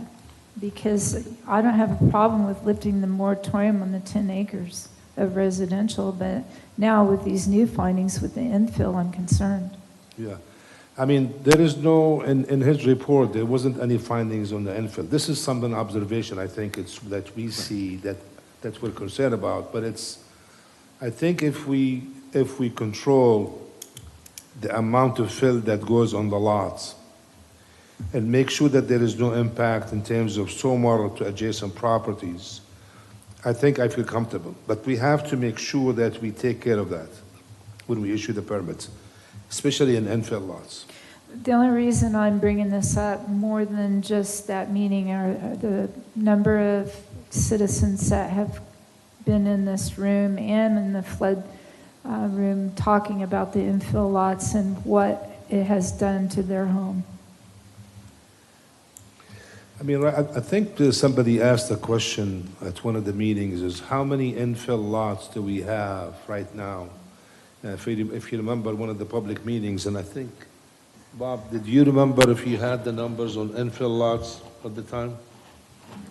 Let me do this. I think I want to go in and I want to see if I could get you a number on infill lots. I don't recall that there are that many, but let me just see how many. And then if they are a type of impact, maybe I could come back with some recommendations. Thank you. I think we also want to be clear about what we mean by infill. If there are two houses on a lot, two houses next to each other, and somebody buys both houses and makes one zero lot line house, is that infill? Yeah. So let's be really careful. I think we're talking about individual home new to construction. How's that? Yes, that's what I'm talking about. I call a lot that it's in an existing subdivision, whether it's going to be demolishing or it's a vacant lot, I call that infill. And that's fine. We just want to make sure that we're all using the same development, the same definition. As Natalie said, any new single home construction. Especially, I mean, you have some infill lots that they're already in a subdivision. It's been designed according to the new standards. So if you go in right now to Copper Creek, I mean, you have some lots that you're going to build on, but that subdivision meets the current standard. But if you go into one of these old subdivisions, or like somewhere in Faulkner here that you have a vacant lot that you want to build on, I call that infill. Follow up and then I'm done, I promise. I think the main things that we've addressed, that it was the amount of water. The development didn't cause any issues. They've proven that. We're working on the canals, as we talked about tonight. I think the two things that jump out at me that we need to look into is to enforce that the HOAs do their part in these infill lots. And we are with the HOAs. I have directed Kyle from right after the hurricane to send letters to all the HOAs, and we're going to come up with a policy trying to even give them incentives, because right now we do have incentives with the stormwater utility fee. So if you're in a subdivision and you have a system that has been designed, constructed, and maintained accordingly, and you have a professional engineer to prove that, you will get reduction on your stormwater utility fee. So I want to use that, hey, you need to do that in order to get your reduction continues. And not only that, but to protect your subdivision, to protect the properties there. So we want to do that. We want to have a policy and try to do that and make it a continual thing. But if I'm an HOA and I'm paying thousands and thousands of dollars for a consultant expert to tell me that my system is still good, where's my savings? Because I'm going to spend whatever money I would have saved in the stormwater fees, which are individual houses and not necessarily the HOA. My concern is, it's the same as Valley's was, is with the action plan, I want to see language in there where because the recommendation is that we maintain our own ditches, but I also want to see in there that these HOAs who are responsible for their own ditches, there's an action plan and there's a negative impact if they're not maintaining their ditches, and we are truly inspecting them to ensure that they're doing what they're supposed to do, and we're not just relying on word of mouth. And that's the action plan I was referring Yes. to. So we have an action plan from our side. He provided some recommendations. We have some more recommendations to go along with it. Not that it has any impact from Ian, but I think it just to move forward for the future.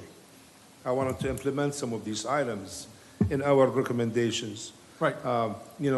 The maintenance of the ditches. If you remember from the report, he indicated that it would not have any impact on Ian. But I want to make sure that we have, because we have a ditch cleaning program existing already now, but I want to kind of expand it further. I want to go into the subdivisions, but the incentive you're talking about, it's not going to be if you bring a professional engineer once every 5 years to certify that your system is according to what we talked about, it's not going to be hundreds of thousands of dollars, because all you do is probably is going to cost you between $5,000 and $10,000. But then again, if you have 250 properties in that subdivision, and it's going to save you 25 or 50% on your stormwater utility fee, you will pay that the first year. So it's not going to be $100,000 to bring someone to tell you, hey, because the system is already designed and constructed, the only thing they're looking at is the maintenance of the system. But if I have a 31-unit HOA, it's not going to save me any money. It's going to take me a long time to recoup my money. I want to see the details in the action plan so that we're assuring the residents out there that we are holding people accountable for what they're supposed to do.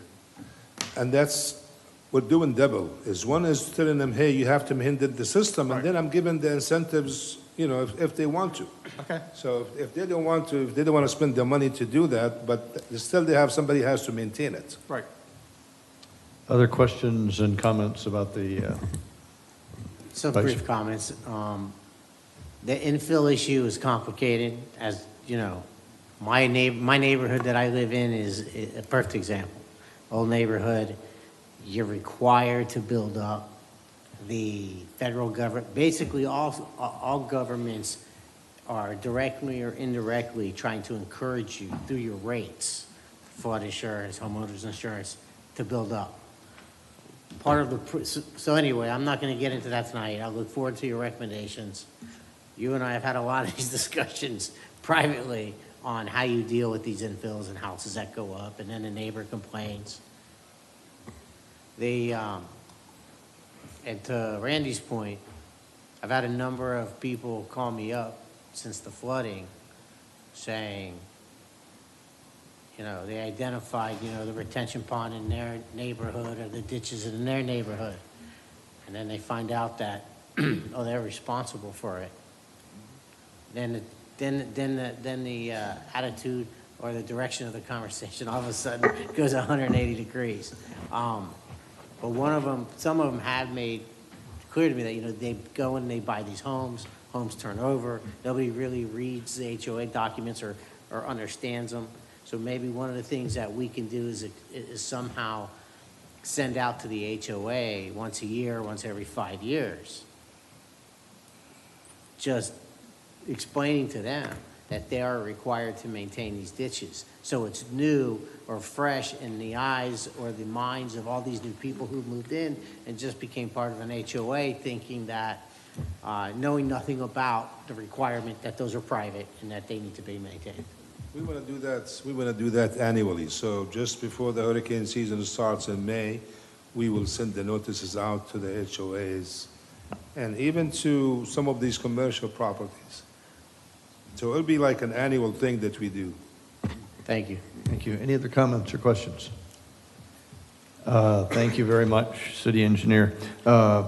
City Manager, is this, what I hear is that we like the report, we're satisfied that it has a lot of good data and a lot of good information, but there are tweaks to it, and so if you write an action, it will be much more than just what we have put before us in the Jones-Edens report. And so I'd speculate whether we had heroic activity that took place during that hurricane to rescue people that live in low-lying places. They're low-lying now. They've been low-lying since the beginning of time, and they will be low-lying again the next time there's a storm. There are other incidents around the country where mandatory evacuation takes place. Is there a case to be made that says if you live in a low-lying area and we're having a hurricane 1, 2, or 3, that you should be required to leave your home? I don't think there's a case right now, but I remember in past hurricanes, they do mandatory evacuation, but I don't think we could enforce it. So the only thing you could do is, it's a mandatory evacuation, we encourage you to evacuate, but I cannot force you out of your house. Yep, right. So it's Just exactly like what happened on the reasonable beach side. people will do reasonable things, but if it's not been mandated, then the person doesn't know, "Oh, wait a minute, I was supposed to leave the home, I didn't know about that." I'm not for telling a person you must, blah, blah, blah, but if you put it out there and they stay in their home, they deal with the consequences thereof. And if you recall, Mayor, during the call where the sheriff's office went to Daytona Beach Shores, they were knocking door to door, trying to encourage these people to come out because of the danger on the beach side. So it's almost a similar situation, so. Seems to me I remember in Irma, maybe Matthew, that it was theoretically mandatory to leave beachside.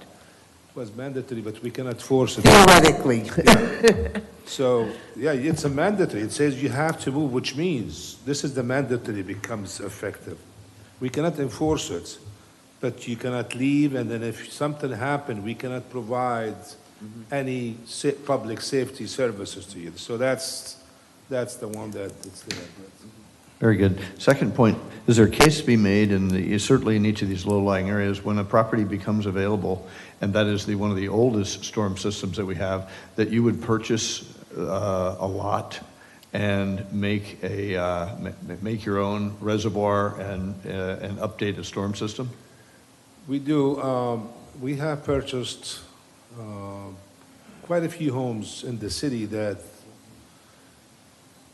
it's a repetitive loss, and a repetitive loss, you flooded twice or more. Because that's always, it becomes a negative sign for us when we apply for the community rating system, for example.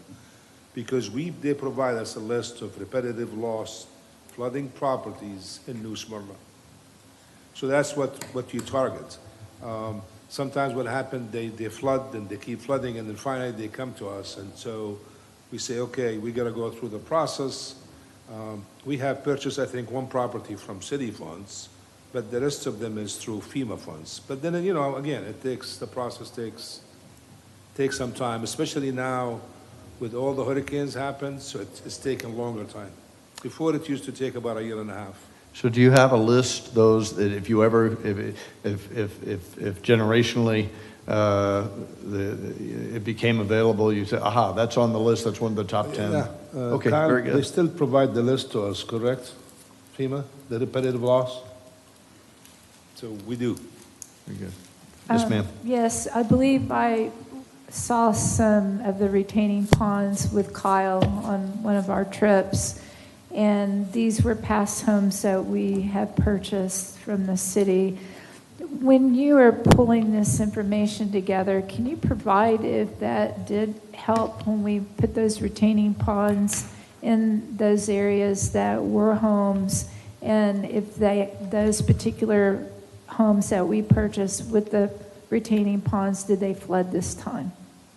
I'd just like to know if that really helped the neighborhood, because I know West Side, a few of the residents in that area told me that the retaining pond did not help. And so I just would like stats on I know there's more than just that area. I think Kyle showed me several out. I could tell you my own experience with the ones that we purchased.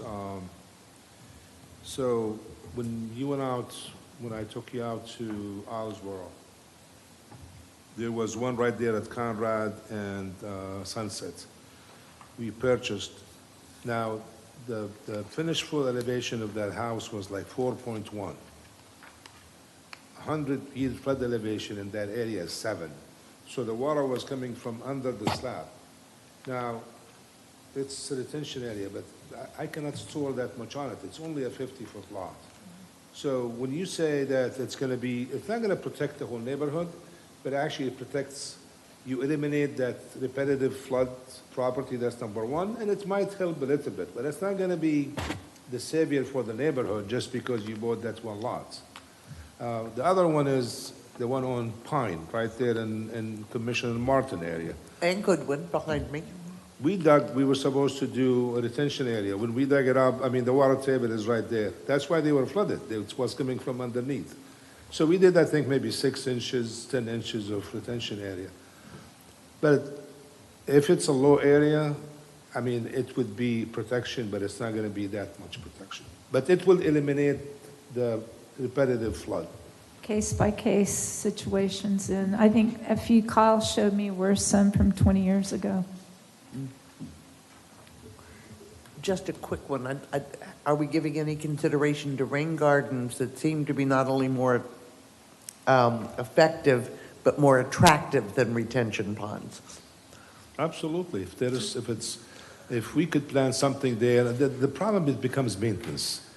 And Yep, so I'm sorry, becomes what? Maintenance, to maintain it. Yeah, but I think if a lot of somebody's- the rain gardens, when they're properly maintained, properly constructed, don't require heavy maintenance, is my understanding.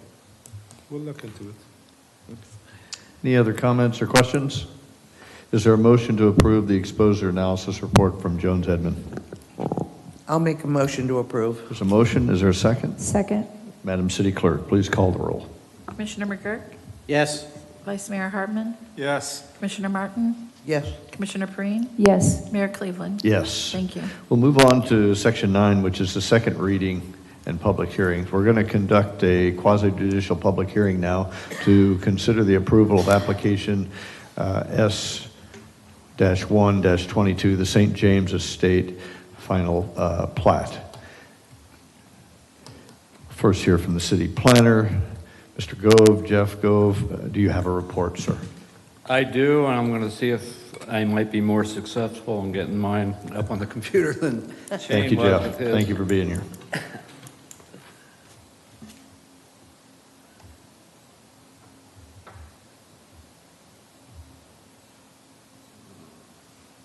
Okay.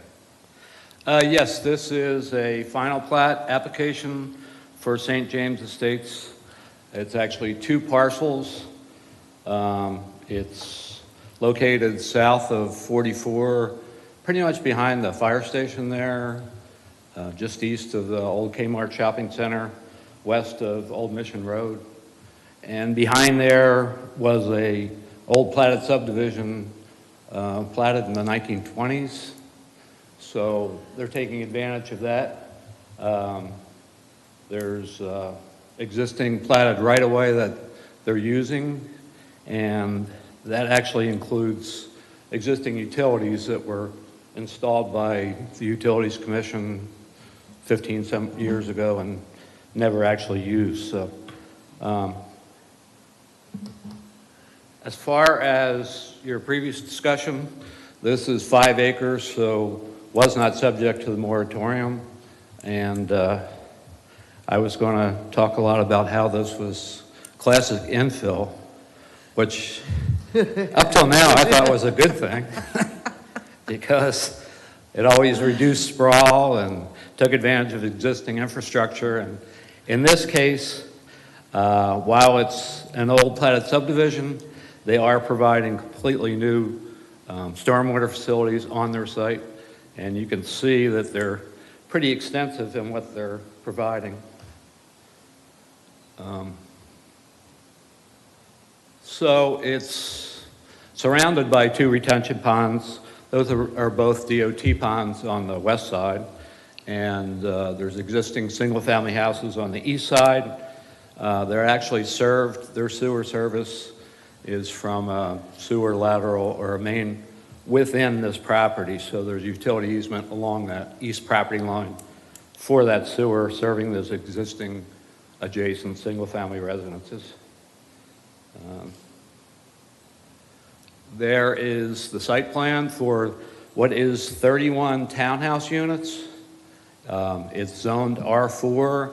It's got a future land use of medium density. So it actually, by that calculation, the 5 acres could contain 40 units. This actually has 31 total, so it's 9 less than what the maximum could be. And again, you can see their stormwater areas are pretty extensive.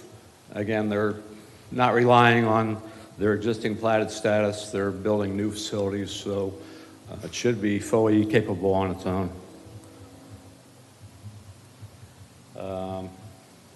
There's not much to the plat since it's a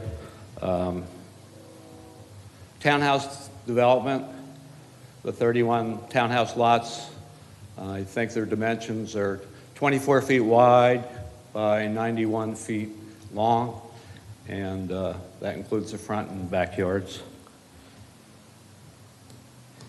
There are 2 historic trees on the property, both of which are going to be retained. And that's a typical elevation for the townhouse buildings that they're proposing.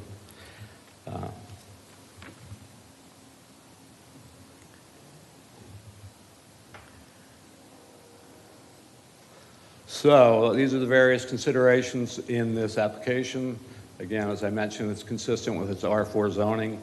That would actually allow multifamily, single-family, whole range. In this case, they are taking advantage of the townhouse capability. It's 9 under the maximum 40 units that could be permitted. It's surrounded by existing development pretty much on all sides. The plat's been reviewed by our independent surveyor consultant. It's saving 2 existing historic trees. This has been to the Planning and Zoning Board.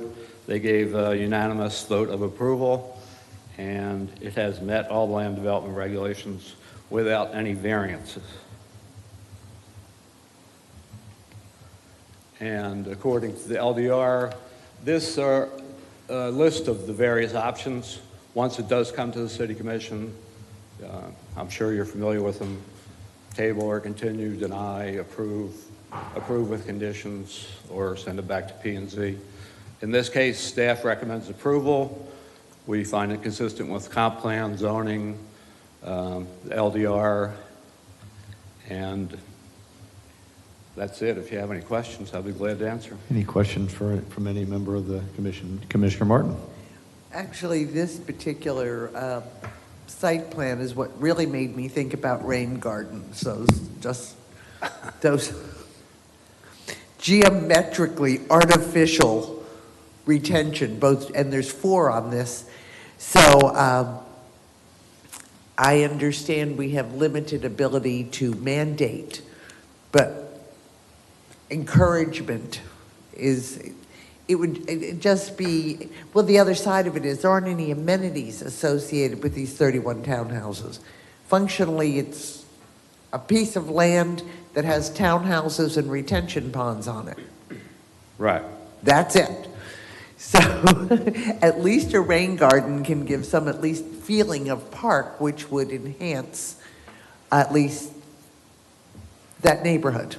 Well, they are preserving a number of trees along the west property line where it's adjacent to those retention areas. And Essentially, it's 31 townhouses and 4 retention areas.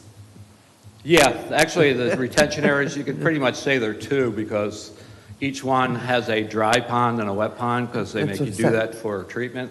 That's right. So it's 4. It's not really 4 different areas, it's 2 different areas with 2 different ponds in each, I guess.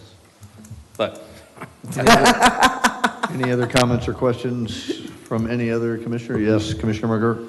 Jeff, I have my suspicions that this will be another project that has not enough parking. That the front yard setbacks, the streets are not going to be wide enough to accommodate parking. I understand the limitations, but I've been talking about this for years. We have to better accommodate. I know this is not the time. I understand with the plat. I'm just using this as an opportunity to reiterate for years what I've been saying.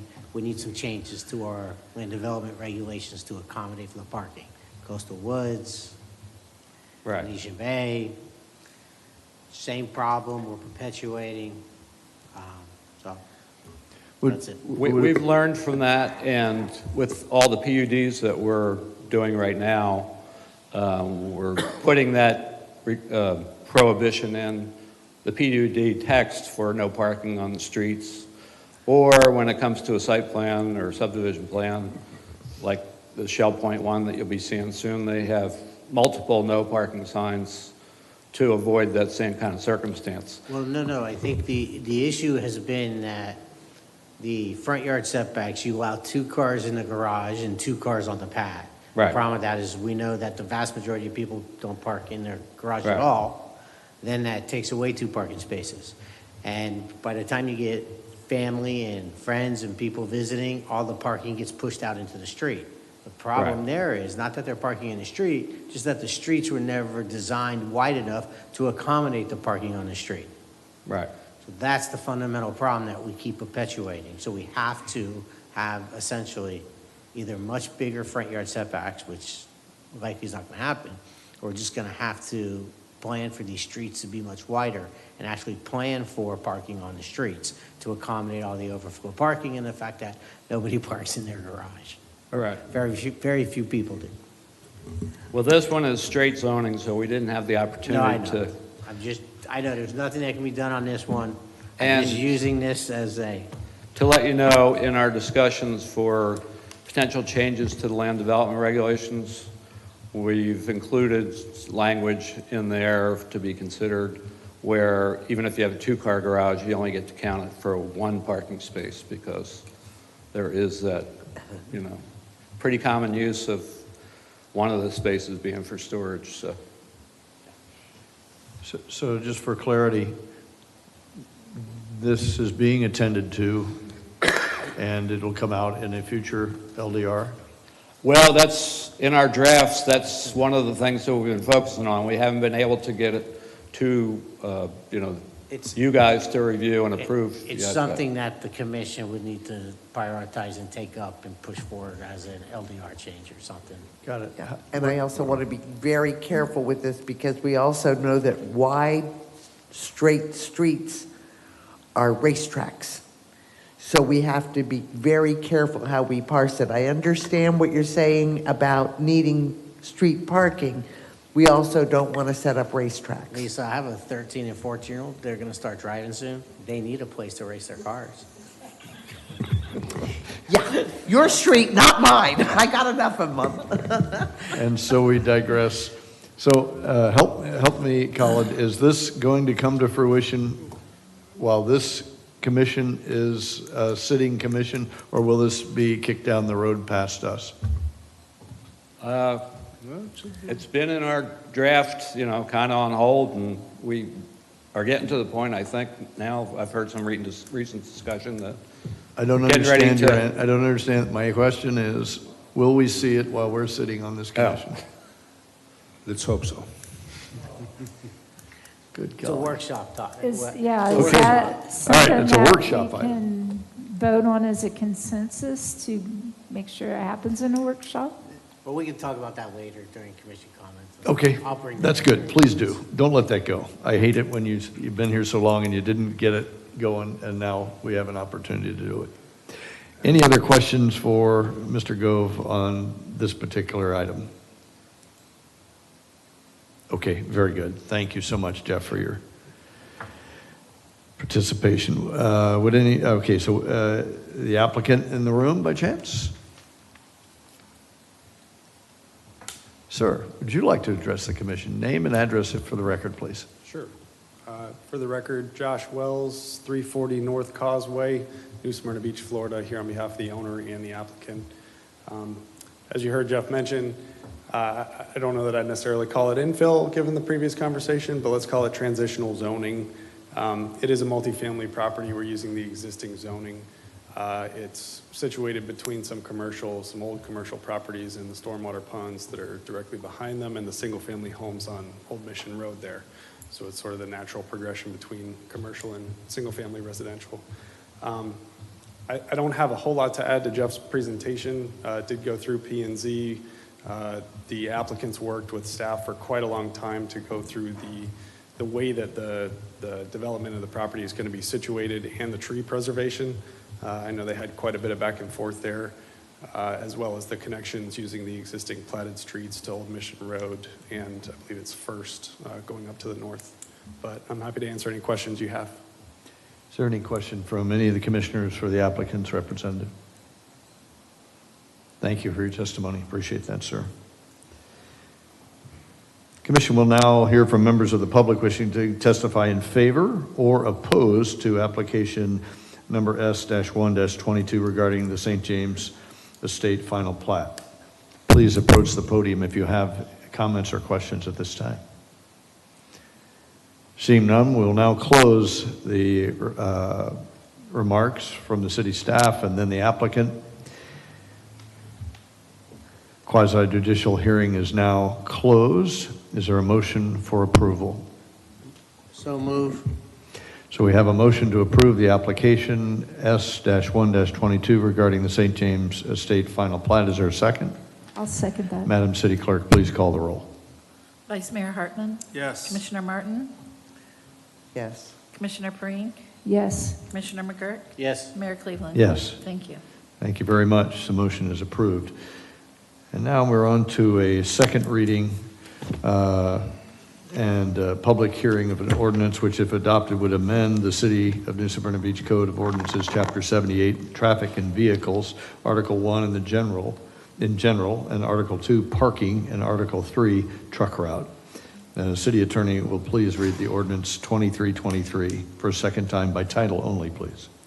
Ordinance number 2323, an ordinance of the City of New Smyrna Beach amending the Code of Ordinances, amending Chapter 78, Traffic and Vehicles, to provide for towing, immobilization, and enhanced fines and penalties, providing for codification, providing for public hearing, providing for conflicting ordinances, providing for severability, and providing an effective date. Thank you very much. Appreciate that. Police Chief Feldman, you have a report, sir.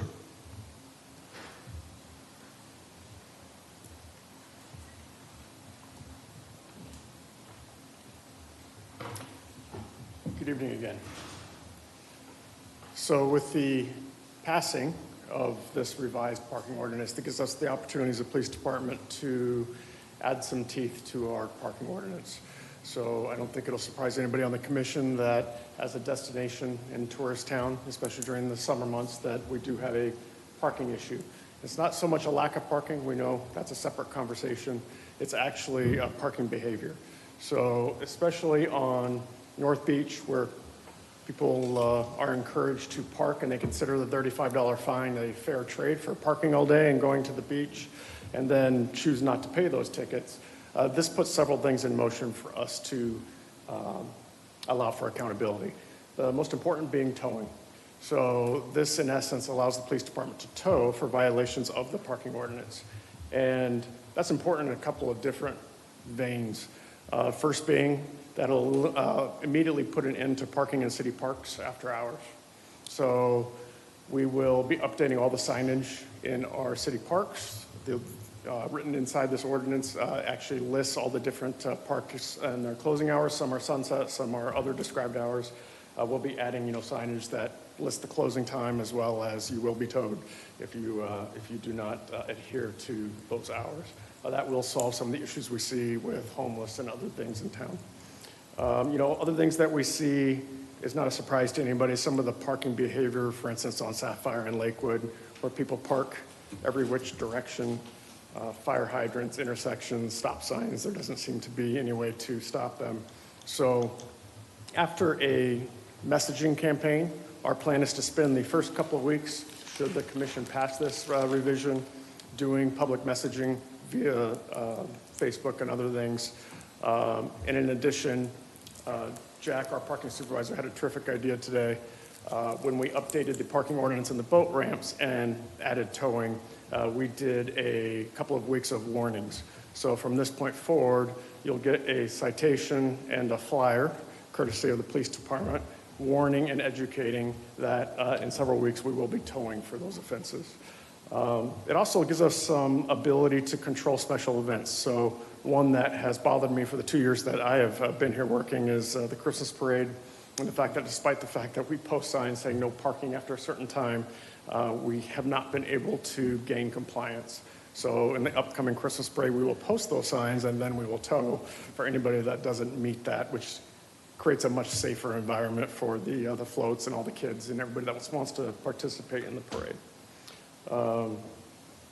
That said, I believe that covers most of it. I'm open to any questions from the commission. Any questions from any commissioner? Yeah, Commissioner McGurk. Chief, small town, people have been doing things for a long time. When you say we're going to stop people from parking certain places during the Christmas parade or images and things like that, we just need to be a little careful, maybe ease into it. I know you're looking at it from one perspective, but we're going to have a lot of people very upset. They've been going to it their whole life. They park in a certain area. I know one year, probably about 5 years ago, we gave out a bunch of tickets for people parking for images, and everybody has been doing that literally for the life of the event. So I just want to proceed cautiously on that if we can. I think, messaging and education is a big part of this, Commissioner, but, not to confuse one with the other, because I know what you're talking about in terms of images. Parking up on the grass is one thing. You'll probably get a parking ticket.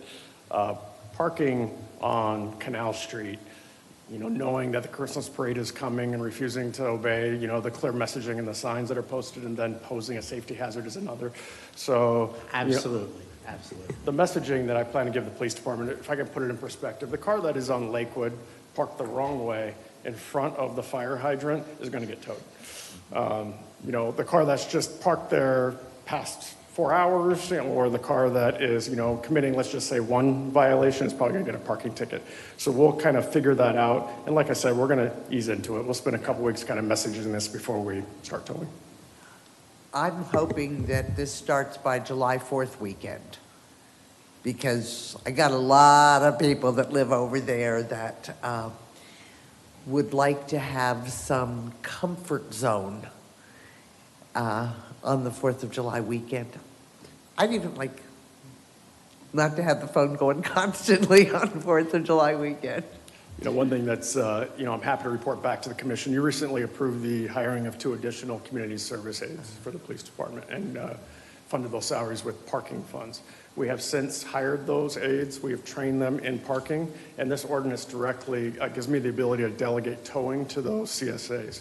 So you'll see those CSAs on North Beach, not only directing traffic as we continue to improve our relationship with the county and their involvement with the beach off of those intersections, but they are also able to initiate tows for vehicles that shouldn't be parked, in a certain place. So I think when we start merging kind of our traffic overlay and moving traffic and not allowing them to sit still on North Beach, other areas of the city are as important, but specifically on holiday weekends, with this ordinance and some of our other activity, I think we will see an improvement. Any other commissioner have a comment or question? Vice Mayor. I want to point out to Jack that we've included fire lanes as no parking areas also. I don't think that was in the previous ordinance, so it was something that we've included in this one. So, yeah, that was it. I had a discussion with the city attorney about some of the language, but I'm comfortable with it, so I think we're all on the same page. Very good. Any other comments or questions? Chief, I will give Commissioner McGurk a ride home next year at the Christmas parade if he parks on Flagler where he did this past year. Appreciate that, Mayor. Thank you, Commissioner. And Mayor, I just want to remind Sir. the commission that we will be receiving phone calls from people who have got told that they want to waive the tickets. So just keep that in mind. When we adopt this, now going back. Got it. On for the ride. All right. Public hearing is now open. Are there any citizens who would like to speak on this issue? If so, please come forward and approach the podium. Seeing none, public hearing is closed. Is there a motion to adopt ordinance 2323? So moved. I have a motion. Second. And a second. Madam City Clerk, please call the roll. Commissioner Martin? Martin? Yes. Commissioner Perine? Yes. Commissioner McGurk? Yes. Vice Mayor Hartman? Yes. Mayor Cleveland? Yes. Thank you. Motion carries. We'll now enter into a quasi-judicial public hearing. It will be conducted, consider the adoption of the following ordinances regard to the annexation of property located at 336 South Walker Drive. We have three different ordinances. We will read them together and vote on them separately. Madam City Attorney, would you please read the ordinances by title only? Ordinance number 2423, an ordinance of the City of New Smyrna Beach annexing .25 plus or minus acres of property located on the west side of South Walker Drive, north of Burma Road, addressed as 336 South Walker Drive, providing for redefining boundaries of the city, designating the property within Commission Zone 1, providing for public hearing, providing for required filings, providing for conflicting ordinances, providing for severability, and providing an effective date. Ordinance number 2523. An ordinance of the City of New Smyrna Beach amending the comprehensive plan, changing the future land use designation of .25 plus or minus acres of land located on the west side of South Walker Drive, north of Burma Road, addressed as 336 South Walker Drive, from Volusia County urban medium intensity to city medium density residential, providing for amendment of the associated comprehensive plan maps to show the area incorporated into the city, providing for public hearing, providing for conflicting ordinances, and providing an effective date. Ordinance number 2623, an ordinance of the City of New Smyrna Beach rezoning .25 plus or minus acres of property located on the west side of South Walker Drive, north of Burma Road, addressed as 336 South Walker Drive, from Volusia County R4A urban single-family residential airport overlay to City R2A single-family residential airport overlay zoning district, providing for conflicting ordinances, providing for severability, and providing an effective date. Thank you, ma'am. We'll first hear from the city. Senior Planner Mathan, do you have a report, sir? Yes, sir. So the property owner has requested a volunteer annexation, small-scale comprehensive plan amendment and rezoning from Volusia County future land use designation of urban medium intensity and Volusia County zoning designation of R4 urban single-family residential with an A attached for the airport height notification zone to city future land use designation of medium density residential and city zoning designation of R2 single-family residential with an A attached for the airport height notification zone. The site contains approximately 0.25 plus or minus acres. It's located on the west side of South Walker Drive, north of Burma Road, addressed as 336 South Walker Drive. At the regular scheduled meeting on May 1st, 2023, the Planning and Zoning Board voted 6-0 to recommend the City Commission to approve the requested overall annexation application. Staff also recommends the City Commission to approve the requested annexation. Small-scale comprehensive plan amendment, amending the future land use map to city medium-density residential and rezoning to city R2 single-family residential and attaching an A for the airport height notification zone. And that's a brief summary of the staff report, subject to any questions the Commission may have.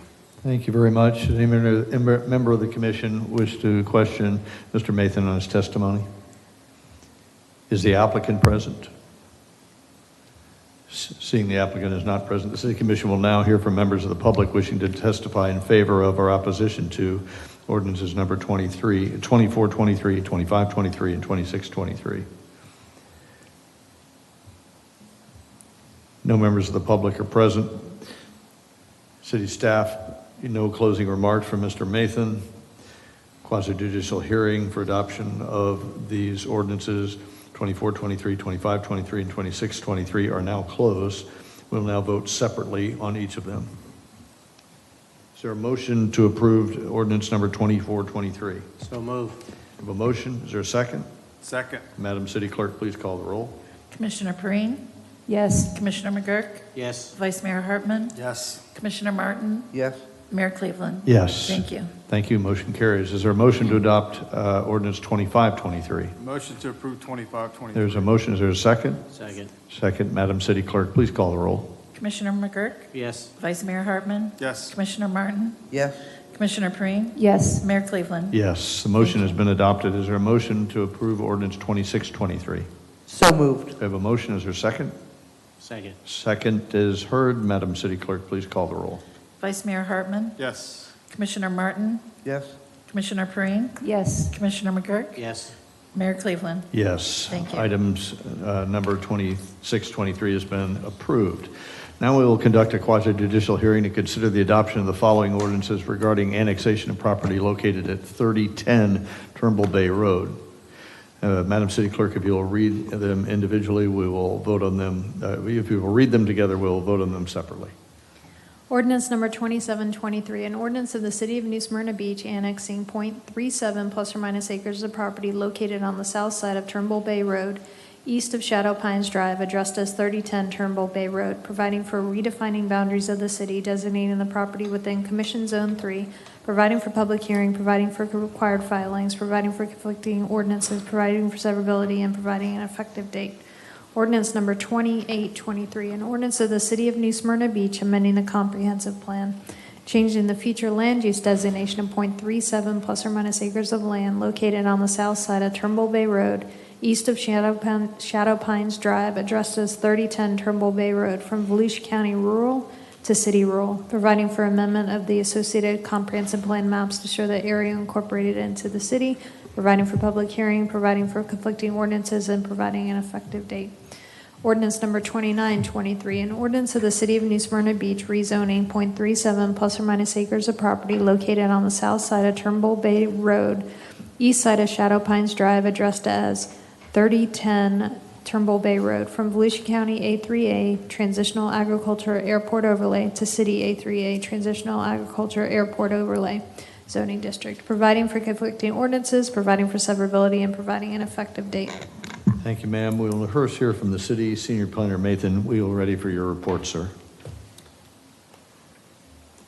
Yes, sir. So the property owners requested the voluntary annexation, comprehensive plan amendment, and rezoning from Volusia County future land use designation of rural and Volusia County zoning designation of A3 transitional agriculture with an A attached for the airport height notification zone to city future land use designation of rural and city designation of A3 transitional agriculture with an A attached for the airport height notification zone. So the site contains approximately 0.37 plus or minus acres. It is located on the south side of Turnbull Bay Road, east of Shadow Pines Drive. The property is addressed as 3010 Turnbull Bay Road. At its regular scheduled meeting on March the 6th, 2023, the Planning and Zoning Board voted 6-0 to recommend the City Commission to approve the requested overall annexation application. And staff also recommends the Commission to approve the requested annexation, small-scale comprehensive plan amendment changing the future land use to city rural and rezoning to city A3 transitional agriculture with an A attached for the height notification zone. And that's a brief summary of the staff report, subject to any questions that the Commission may have. Any questions for Mr. Mathan on his testimony? Thank you, Mr. Mathan. Is the applicant present? The applicant is not present. The City Commission will now listen to members of the public wishing to testify in favor of or opposed to ordinance 2723, 2823, and 2923. So now dispense with the closing remarks from the city. I see Mr. Mathan is seated. The quasi-judicial hearing on ordinances number 2723, 2823, and 2933 is now closed. Bless you. The commission shall now vote separately on each ordinance. Is there a motion to adopt ordinance number 2723? Motion to adopt ordinance 2723. Second. And a second. City Clerk, please call the roll. Commissioner Martin? Yes. Commissioner Perine? Yes. Commissioner McGurk? Yes. Vice Mayor Hartman? Yes. Mayor Cleveland? Yes. Thank you. Is there a motion carries? Is there a motion to adopt ordinance 2823? So move. Is a motion? Second. And a second. Madam City Clerk, please call the roll. Commissioner Perine? Yes. Commissioner McGurk? Yes. Vice Mayor Hartman? Yes. Commissioner Martin? Yes. Mayor Cleveland? Yes. 2823 has been approved. Is there a motion to approve ordinance number 2923? So moved. There's a motion Second. and a second. Madam City Clerk, please call the roll. Commissioner McGurk? Yes. Vice Mayor Hartman? Yes. Commissioner Martin? Yes. Commissioner Perine? Yes. Mayor Cleveland? Yes. Thank you. Ordinance number 2923 has now been approved. A quasi-judicial hearing will now be conducted to consider the adoption of the following ordinances regarding annexation of property located at 1929 Pioneer Trail. City Attorney, if you'll please read all three, we'll vote on them separately.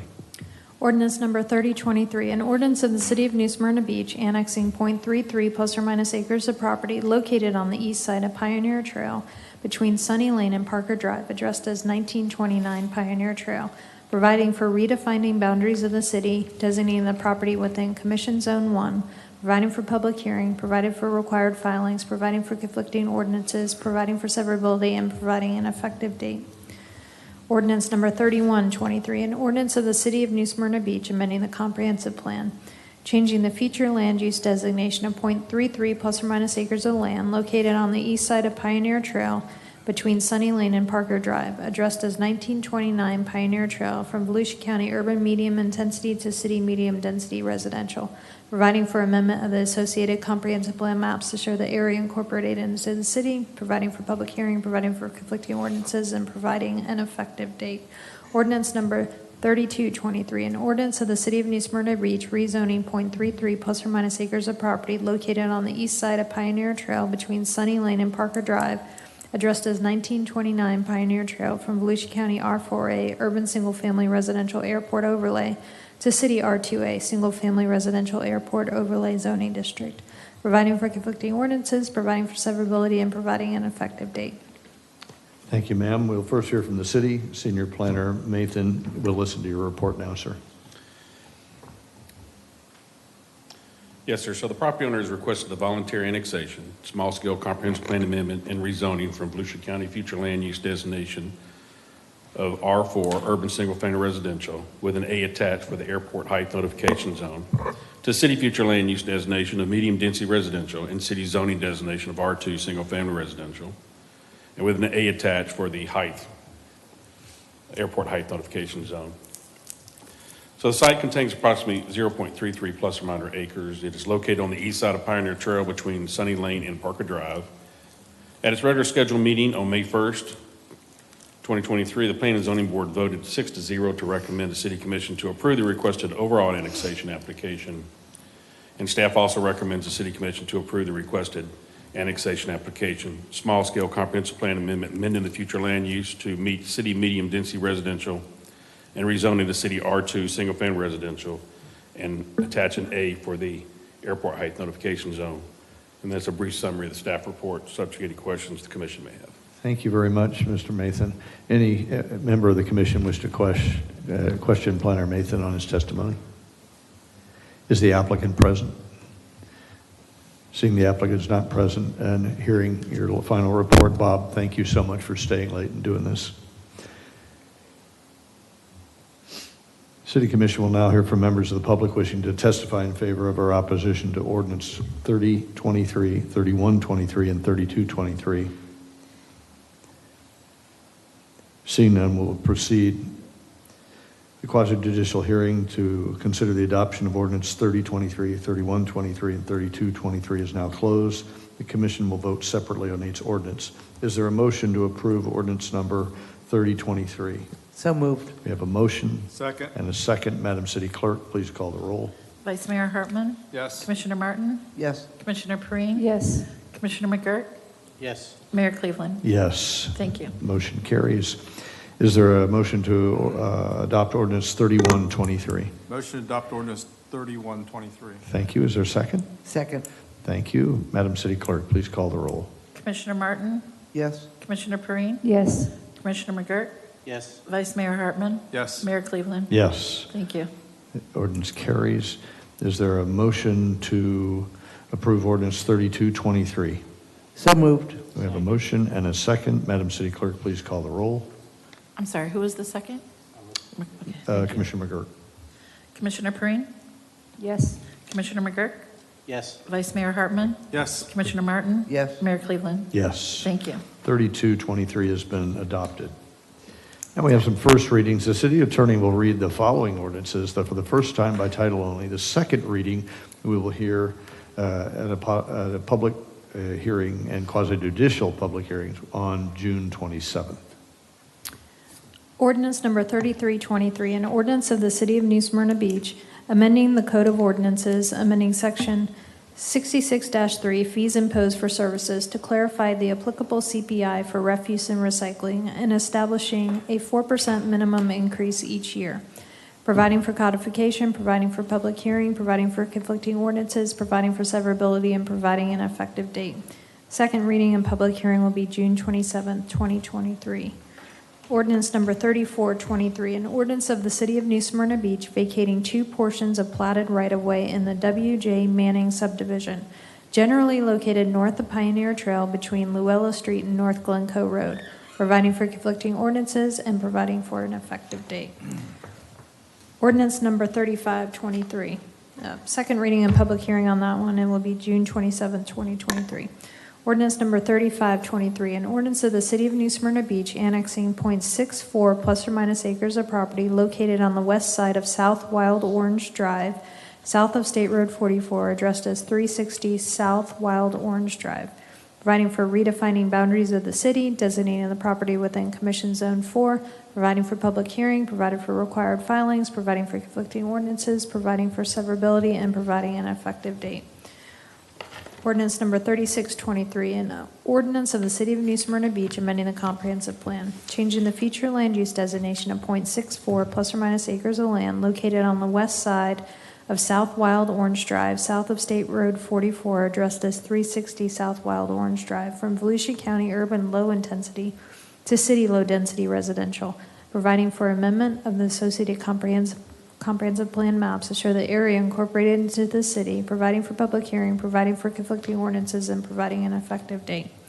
Ordinance number 3723, an ordinance of the City of New Smyrna Beach rezoning .64 plus or minus acres of property located on the west side of South Wild Orange Drive, south of State Road 44, addressed as 360 South Wild Orange Drive, from Volusia County R4A urban single-family residential airport overlay to City R2A single-family residential airport overlay zoning district, providing for conflicting ordinances, providing for severability, and providing an effective date. Ordinance number 3623 and 3723, second readings and public hearings will be on June 27, 2023. Thank you, ma'am. Appreciate those. We'll hear them again later in the month. Item 11 is boards and commissions. There's nothing in that section. We'll move quickly on to the commissioners' reports. Vice Mayor. Thank you. I have a couple of things. I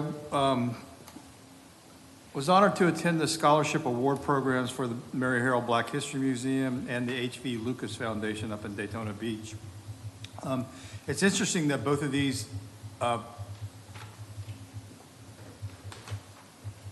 awards were done at the location of those properties. Mary Harrell's Museum, they wanted the people, the young kids who were receiving those, to actually see their history and see where, about the community and learn a bit about the West Side and what the West Side stood for. The same thing with the H.V. Lucas Foundation up in Daytona Beach. The gentleman who is the founder of the foundation, his father was actually the first male instructor at Bethune-Cookman College. Worked for Mrs. McLeod personally, started the accounting process, and also started the business program there at the school. So this was something that was a legacy for his father and that he continued. And the interesting thing about this one was we had 2 of our own students from New Smyrna Beach High School receive scholarships at this event. So it was great to see them. One of them actually was a former youth council member that set up here last year, I believe it was. Yes, Tillman Ariadne. Yes, so it was impressive to see them up there and to win these awards. Then the other thing I wanted to bring up is I want to bring up a little bit of discussion about Chapter 50. That was part of the ongoing process that we were in about a rewrite of Chapter 50. Wanted to know if there was a consensus going forward that we go ahead with that rewrite and those small revisions and have staff continue with that and bring it back to us to kind of finally close that one out, or if we're just going to table it for good. You know, I didn't know what everybody else's opinion of that was. I think at one time, city attorney mentioned that this was a good rewrite and that it kind of made it flow better. You know, there were obviously some concerns about a couple areas that we can discuss at the appropriate time, but certainly this would give some direction for those who follow us and the staff, that would give them a little clearer picture on what actually Chapter 50 says and the direction that, you know, you need to go if you're applying for something within that. So if there was a consensus, I'd like to have that item brought back to us at some point in the future. Is there consensus? Can we open that for discussion? We certainly can. So I've talked to Carrie and Colin and Ron on Chapter 50 multiple times. And what I would like to see is that we have like either a workshop or break this out in sections, because the rewrites as is, there's going to be a lot of changes. And I've read Chapter 50 probably 50 times at least. And so there's a lot of things that I know that the public's going to want to see changed, and also myself as a, you know, historic homeowner. So what I would like to do is to do it by section. Yeah, so you don't want it to go fallow, you want it to move along, and you would like to do it with a public hearing. Yes, for sure. Public, or a workshop. A workshop, I either. see the heads nodding, we all favor that, it's easy to talk there. I would like to say, the wounds are really raw, and I'm not sure how conversational people are. I would like a cooling off period. I agree that we should talk about it. I agree we should make some changes.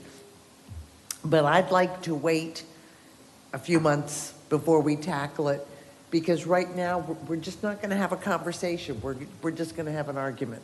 So until we can approach it with healed wounds, I would like it just to cool off a bit.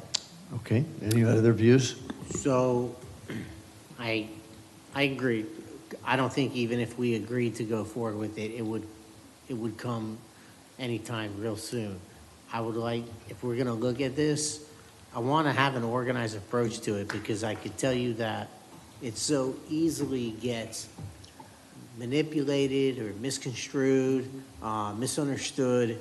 So, you know, let's go back to when Coalition came in and asked us to take a look at it.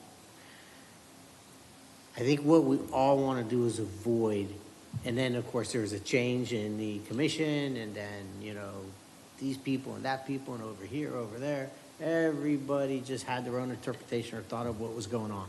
So I think that if we do this, and I'm certainly willing to take a look at Chapter 50, I think after this latest go around, everybody on this dais has some sort of opinion on what they would like to do with it.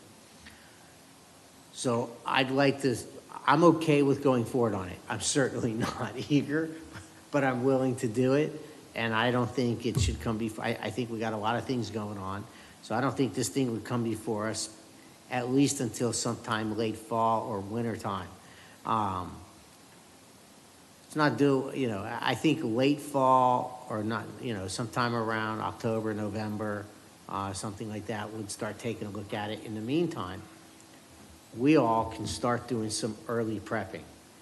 If staff can make sure that we all have a copy of Chapter 50, that we all have the same documents, and then we can start taking a look at these things and reading them. And then let's let the commission, let's let us, along with staff, but mostly us, kind of dictate, and we can discuss it during public commission comments, about how we want to see this go forward after we've been reading some documents. Are we ready to continue, a month or two from now? Let's at least bring this up on the dais, make sure that we're running the train. Make sense? That's my idea. Yeah. Are there other comments from anybody that hasn't spoken? That would be me. I hear an interest in moving down the road, and the sensitivity from Commissioner Martin, who is in contact with the constituency. And so, City Manager, could you assure us that it is not lying fallow, that the staff is indeed working on it now? There is a natural pause. We won't meet in July. That brings it to August. We don't need to sprint to August, but fall sounds like a perfect time. I don't want to ever appear to rush to judgment, and I don't want to appear to slow roll anything, but there's a natural pause in our progression. We've made a significant event in the text amendment, and that was gone down the road. I just want to understand that the staff is not on it, or they're working on it now, and we wouldn't be ready anytime soon anyway. Well, right now it's on pause. City attorney will tell you how far she got on it, but here is my concern. Because I've heard about, well, let's do it the right way, let's not do it the wrong way. So in the past, when they had something like this, they did a workshop with the commission, and then they had a public meeting. And then they'll say, well, that didn't work. Okay, so let's have a public meeting and then a workshop. And then the commission will say, well, why didn't you bring it to us before you had a public meeting? So I think the decision has to be made is, how do you like it to be done with this one? Do you like it to bring you a draft? Let's not discuss the time, but let's discuss the process.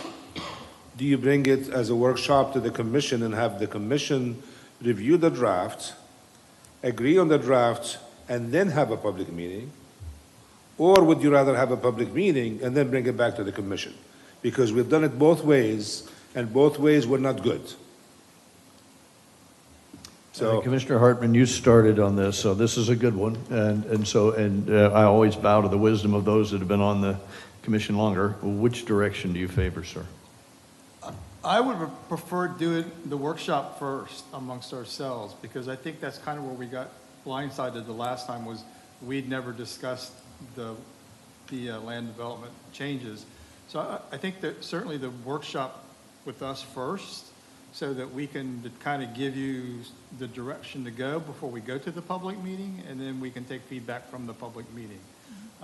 My intent was not to start it next week. Obviously, we're at the tail end of the budget cycle, so, after the budget's been approved in September, sometime, like Jason said, at the fall of the year, would certainly be okay.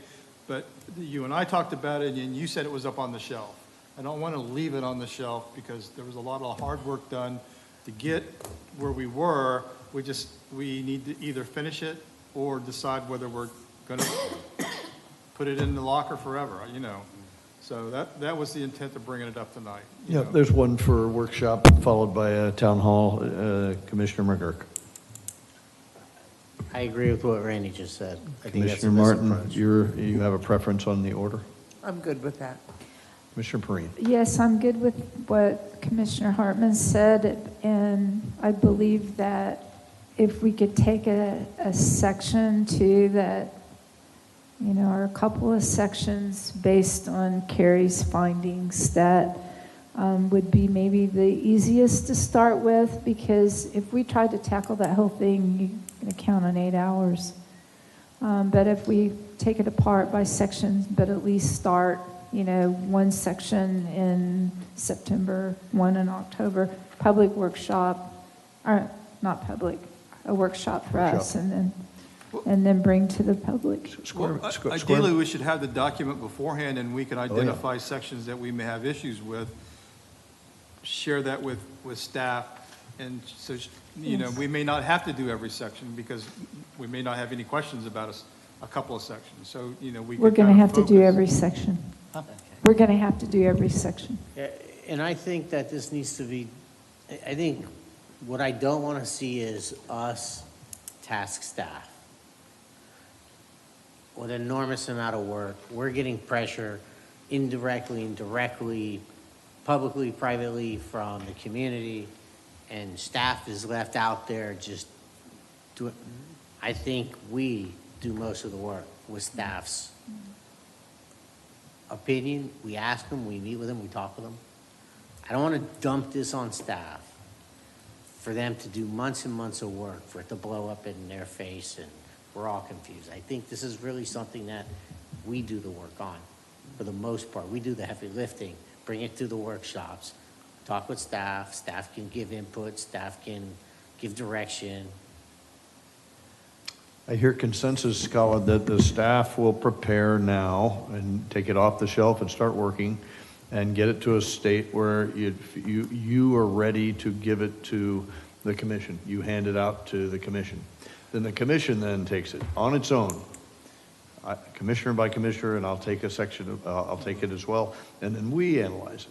Then we come back and talk to you or to the staff individually, and then we hold our commission workshop. And if I'm correct on this, even at a commission workshop, we have public participation. Yes. So that's a good opportunity to roll your sleeves up and get dirty in understanding the whole thing. I'll give you a second, just hang on, ma'am. And so I think that's what I hear everybody saying. That is the process. You guys don't take it up, please take it off the shelf. I'll go to the city attorney because I want her insight on this, because she does most of the heavy lifting on what the word's supposed to look like. But I think, Colin, the message is please get the staff moving on it, because we want to be thoughtful about it when we do have our questions. And we will have 5 different degrees of questions. And then whatever that technique is, whether we meet with you or you, Carrie, and the staff member separately and go along and say, here are our issues, here are our issues. And then we surface all of those at our workshop collectively based on what you've re-revised since we got to you. Is there objections to that position? I am not Please. sure, particularly as we go into another hurricane season, that this is our top priority. And I think there are more pressing issues for staff right now. And agreed, there are homes that are affected by the Chapter 50, but there are also a lot of homes impacted by the flooding that's just occurred and the flooding that may occur. And I think we have to establish priorities and say what is the most critical issue, because we can't have them working simultaneously on 15 different things. It just doesn't work that way. Is this the most pressing issue in front of the commission? The staff does work on many issues side by side, and Colin, if you say you have not got the bandwidth and the staff does not, then we can put a pause. But if you have the bandwidth to do that, on top of the other rightful issues that Commissioner Martin brings, that says, hey, this is maybe not the most pressing, and it's storm season's upon us, and so if staff is loaded up, you have to be the guy that is the throttle. And I guess I need to hear from the city attorney where she's at with it.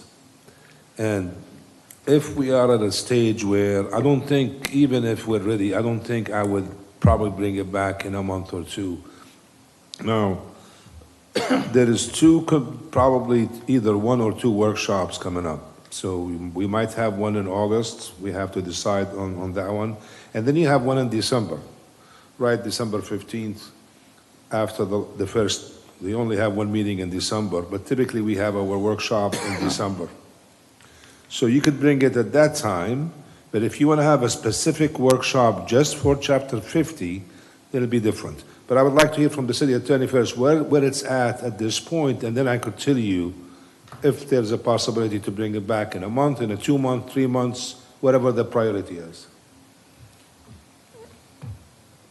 The draft is done. So this is just a matter of taking it in pieces and making sure everyone understands, here's existing law, here's what the proposal is. If there's 4 sections, 2 or 3 of them are carry forwards of existing. So it's really just looking at the process for COAs and, the movement of all the definitions were scattered throughout 50. We put them in one place. So that's where we are. So here's my suggestion, Mayor, then, if that's the case, that we will send to the commission the draft revised Chapter 50 with the current Chapter 50 for all of you. Spend a month and a half, whatever you spend time on it, go through it, and then when you are ready to say, hey, I finished it, I have my comments, let's have the workshop. So this way, you have spent the time, you reviewed it, you looked at it, you know what your concerns are, you know what your comments are, and then we'll have the workshop.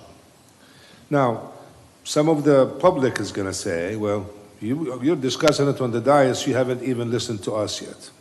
So we have to be prepared for that, because we've gone in the past where we've done it first, and then we have the meeting, and vice versa. So just be prepared for that, because you're going to hear that you haven't listened to us, but you're discussing it, why you haven't talked to us. And so I'm trying to avoid what happened in the first time.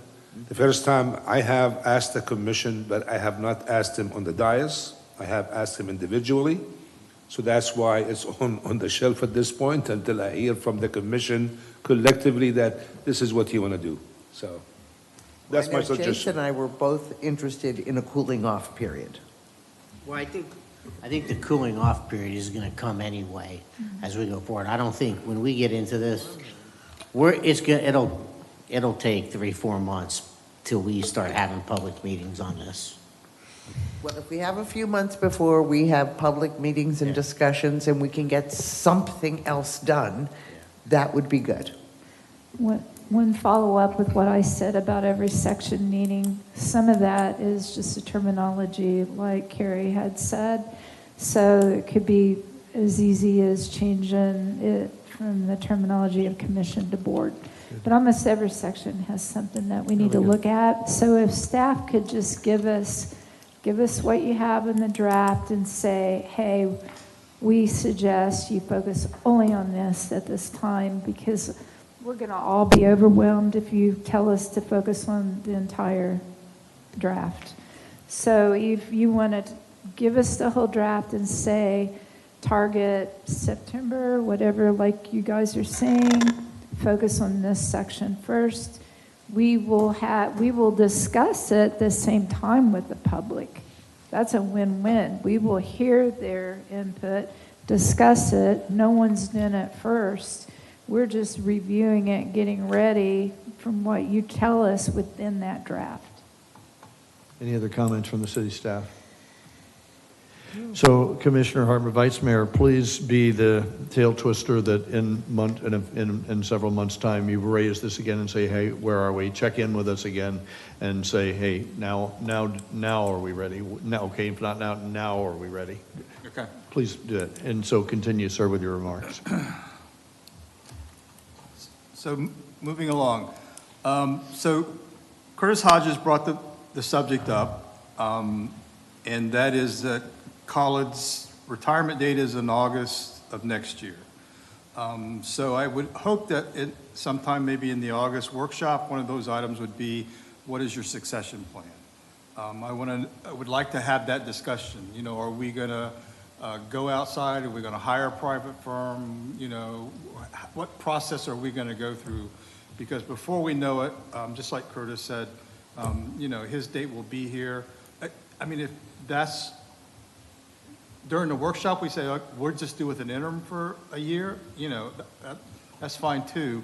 But I think we need to have, at some point in time, need to start having that discussion about how do we move forward once the city manager retires. So I would, you know, the sooner we get that into a workshop and kind of get those ideas formulated, I think the better off that we were going to be long-term. and I will provide you that plan at the workshop, whenever you think you're ready for it. But I could tell you this, if you are going to search outside, then you have a process of about between 4 to 6 months. If you're not going to go outside, then the issue is already there. I mean, we have a succession plan. If you're not, then you have to go outside, and then I guess the decision is you have to decide whether you have your HR to do the search or you hire a firm.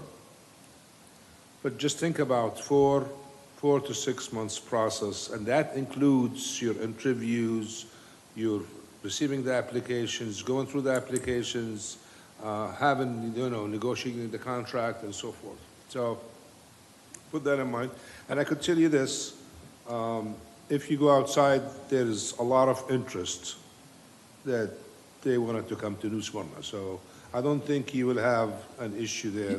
Yeah, I don't want to have that discussion tonight. I think we should, at a workshop, we can bring all those things forward, and then we can collectively decide which way we want to go, and then we could look at a timeline in order to reach those goals. And then finally was the Memorial Day event. It was a fantastic event. I was really impressed with it. I was disappointed, however, though, that it was advertised that it was done by the VFW, yet after the fact, it turned out that we actually sponsored it and paid for it. And I think there needs to be a little bit more transparency going forward with these kind of events. I had no idea that it was done through our staff. I assumed it was just like we'd always done before, where we were just going to allow them to use the Brandon Center for an indoor event, which everyone seemed to like. But I was a little taken back after the fact to learn that, it was all of us. Our staff was involved in all the planning and the funds that were spent for that. And I would have liked to have known ahead of time where those funds were coming from, to make sure that, it was properly budgeted. If this is the way we're going to go forward with this conversation, if we're going to go forward with this or other events, then we need to determine that in the budget process and budget those monies so that we're not taking the money out of the Brandon Center's fund, who is always broke, and, everybody says, oh, the Brandon never pays for it. So that's because we keep stealing their money. So those are my concerns about, the event was a fantastic event. Mary did a wonderful job. The speakers were fantastic. So I just think going forward, I think there needs to be a little bit more planning on our part. So there's a little bit more transparency and where we're going to go with these events in the future. Thank you. Very good. Commissioner Perrine. One thing, I've gotten a few emails and phone calls was from a news report on the DOT that hit the news recently, and it's some federal money being available to make your city safer with the trains. And a lot of people are saying, oh, can we use this to have quiet time at night?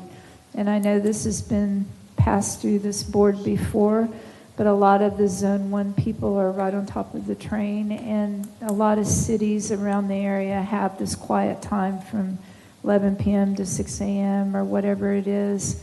And I've asked staff if they've heard of how much money is available for this extra equipment that's needed to have that done, and if it's more than what they were willing to give the city last time. I think last time when I researched it was $300,000 or something, but it's a lot more now from what I've been told, but I don't know that. So I asked Khalid, and he said he would do some research, but a lot of people have been asking me about that. And I didn't watch the news when that came up, but I've been getting a lot of phone calls about that. And then lastly, I just want to wish all the men up here happy Father's Day. Thank you. Thank you. Very nice. Commissioner Martin. Well, we certainly had a busy couple of weeks here, and really, enjoyed attending the Volusia County Council meeting about that cultural commission and funding.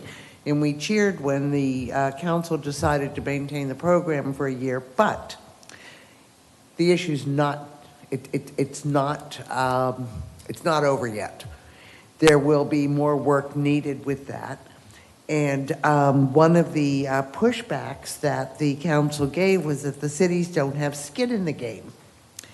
And they felt that it was appropriate for cities to also have cultural grant programs to augment the county one. And I thought, well, we should take up that challenge. And I would like to see if we can get consensus just to investigate what it would be for us to have a cultural grant program. Would anybody be interested in looking at a program that would encourage the county to keep on with their program in addition? I thought it was a fair statement. If the cities don't have skin in the game, why should the county pony up? So I would ask about that. Yeah, so I think we can start with the city manager. I asked him that ahead of time. I think we do between fund hard dollars and goods and services. There is a significant contribution, but you'll know those numbers better than I will, Colin. Yeah. We provide about $6,000 for images and the Atlantic Center for the Arts. And also, this past year, we provided in-kind services about $10,000, and that is going to increase in 2020, 23, 24 to $15,000. I just think it needs to be labeled in such a way that we can use it to encourage the county. Say we do have skin in the game, as they use that term. I mentioned the mayor have sent me a text, and also the county staff. It's true, one of the council members asked a question, and I responded to them with the same as I responded to the mayor. So just a public one on that.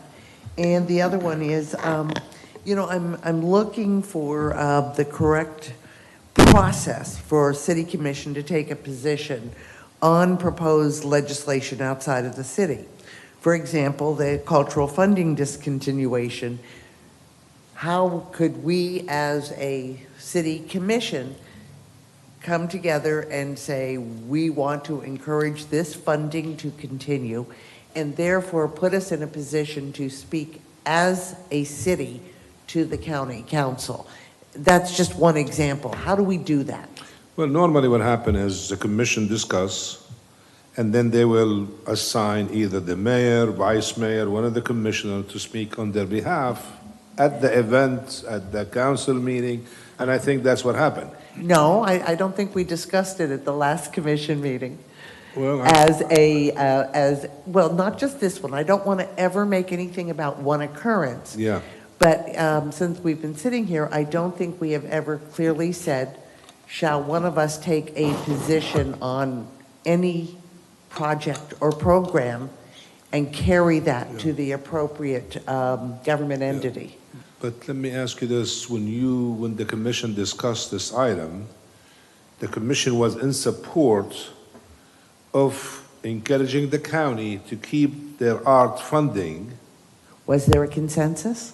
There was, Yeah. and in fact, I think Valley brought it. She said each of us should write letters, and we all nodded our heads.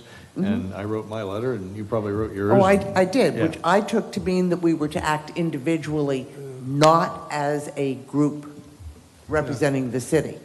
So I think we all acted individually, but I think there are times when it's appropriate for us to come together as a commission and say we have a position X on issue Y. Well, but I thought from the discussion on the dais, I took it as you guys are, it seems like everybody was in support of the going and encouraging the county to keep the funding, whether you write to the council, whether you attend the meeting, because people were saying we're going to the meeting. So, but So let's next just time, have clarity perhaps in the future. Okay. Okay?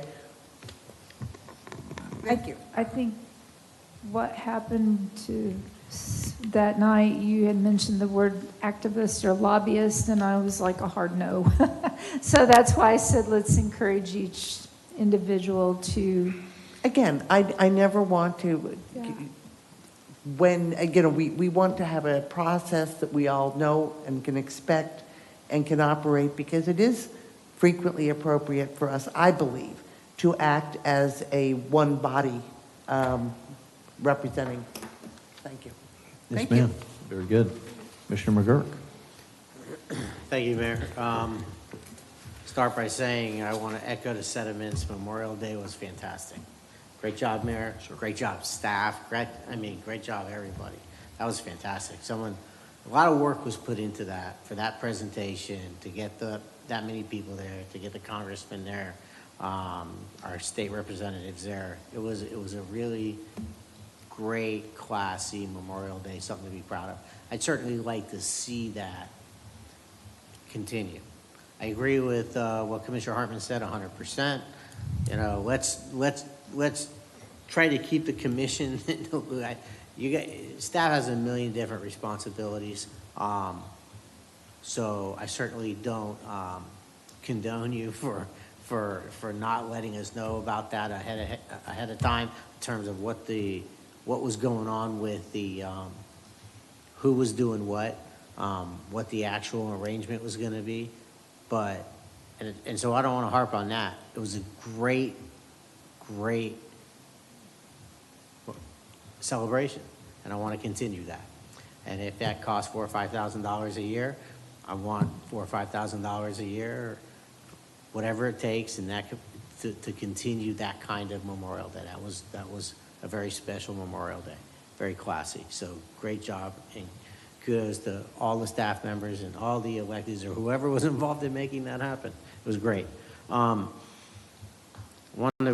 US 1 briefly came up, and I know that, I don't want to put words in your mouth, Lisa, but I know you brought up like Dollar General. So I'm going to share with you, I'm going to make it quick. I actually said Dollar Tree because Dollar General already exists. Okay. So I'm going to make this super quick, and we can follow up and discuss it, later sometime. So I've always been trying to get US 1 and the north side of town, roughly, to be revitalized. My goal at one point was to get a grocery store. You know, when I look at how this town grows and the problems with it, the south side of town and the north side of town all converge on 44. That's where all the commercial is. However, if we could get a grocery store north of Wayne Avenue, if we got a post office north of Wayne Avenue, think in a drugstore north of Wayne Avenue, think of all the trips that would not have to go out to 44. It's a huge amount of trips. But what I learned was no grocery store is going to come. We don't have enough rooftops. We don't have enough growth. So we're all stymied and jammed in, and we're all clogged into State Road 44, whether it's Beachside or Mainland. So that Dollar General proposes to come in, and I was pretty cranky about it. But it did a couple different things. Number one, it got rid of a motel. And I would give the motels are the single biggest problem.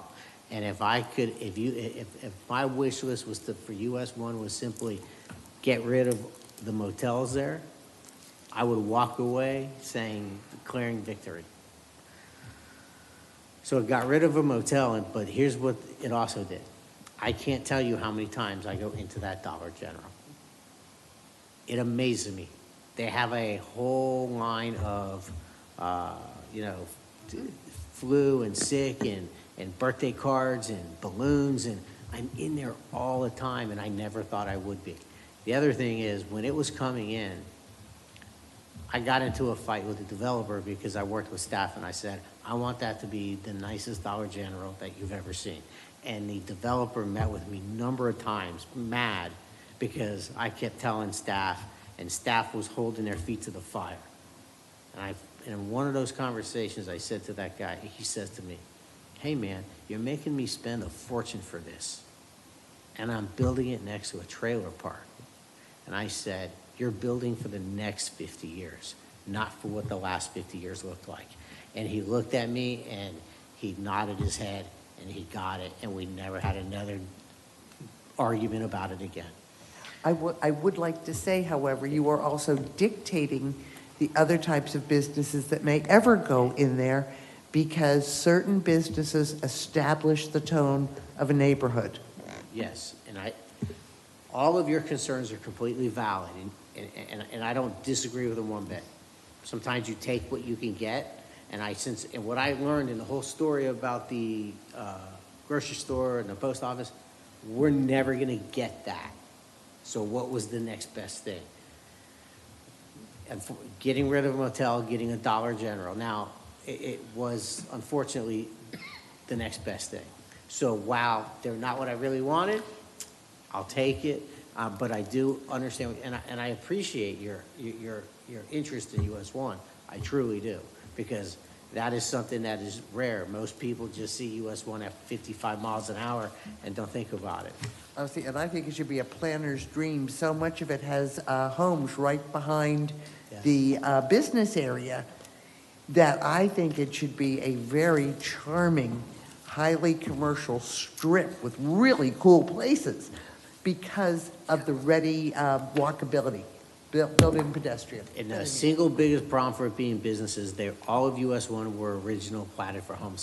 It's a little tiny property, so we've always tried to apply more current zoning standards. So we had to go back over the last 10 years, and we've chipped away at allowing more or allowing less to actually get the businesses to be able to come in. So anyway, I can talk to you all about it as much as you want. I love talking about US One. Donna Athearn shows that one person can make a difference. And that's all I have to say about that.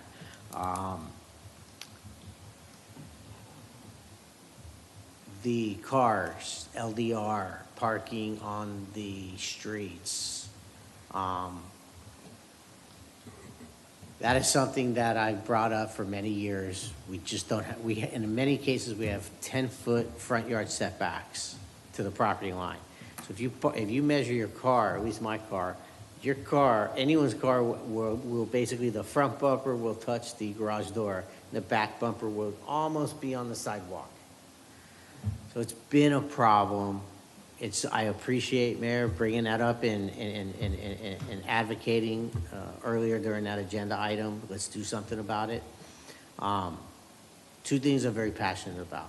That, and then the motels on US One tied to the CRA. So let me do this.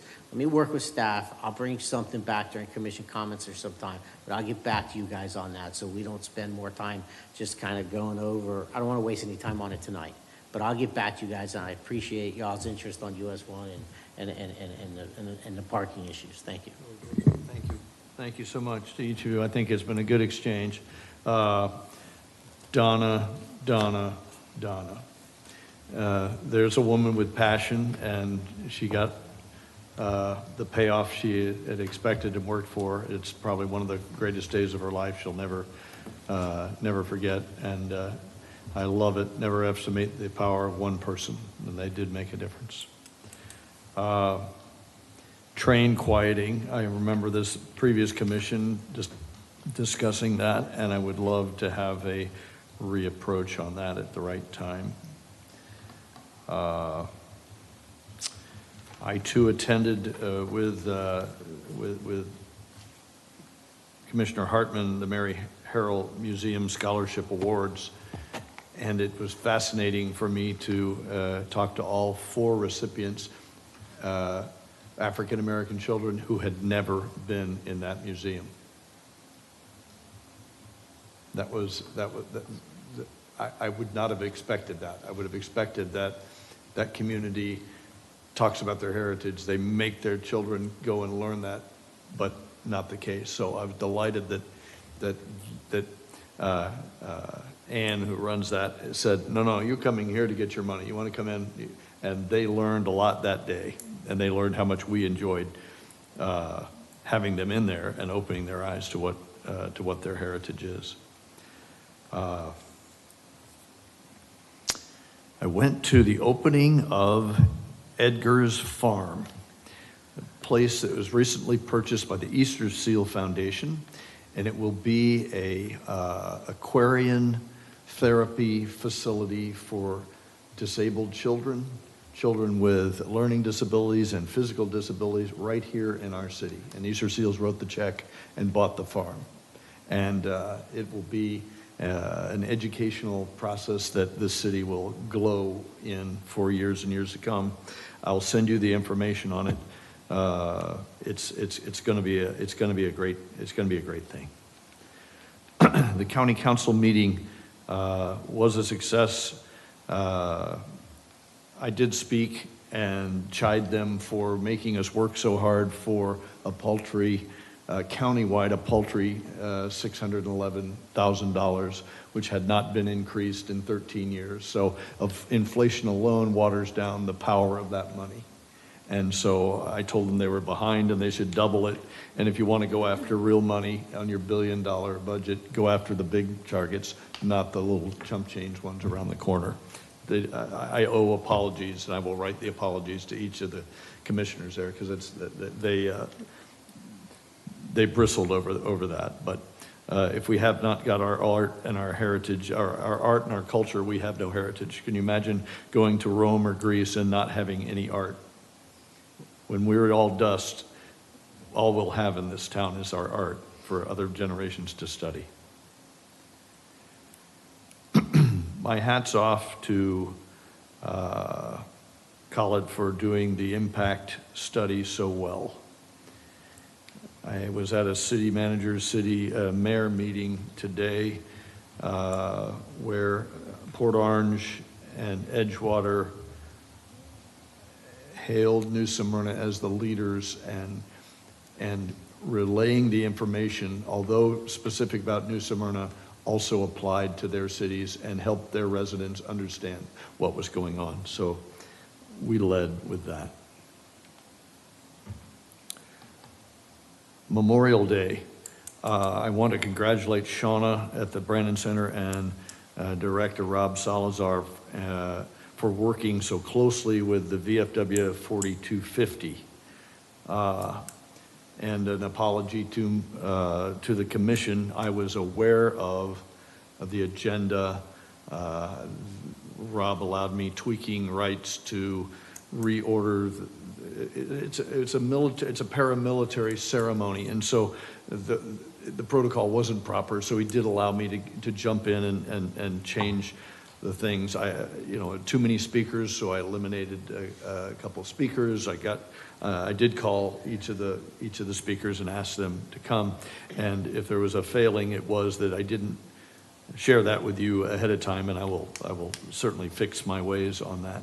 But I wanted to talk about that relationship with the VFW. The VFW here does not have the management skills that we possess in the city staff. So they would have done their normal best, and we would have had a ceremony like we've had traditionally here. What you got to see and what the town is reeling from and just on fire about right now is an event they were proud of and were ready for post-COVID, et cetera, et cetera. So hats off, Khalid, to the staff for doing such an amazing job. And next year we will communicate better for sure. The last point would be about a hero of this city, and you heard it from resident Curtis Hodges tonight. I don't take lightly Khalid's departure. It bothers me in a lot of ways, but I understand the process and the protocol of his firm departure.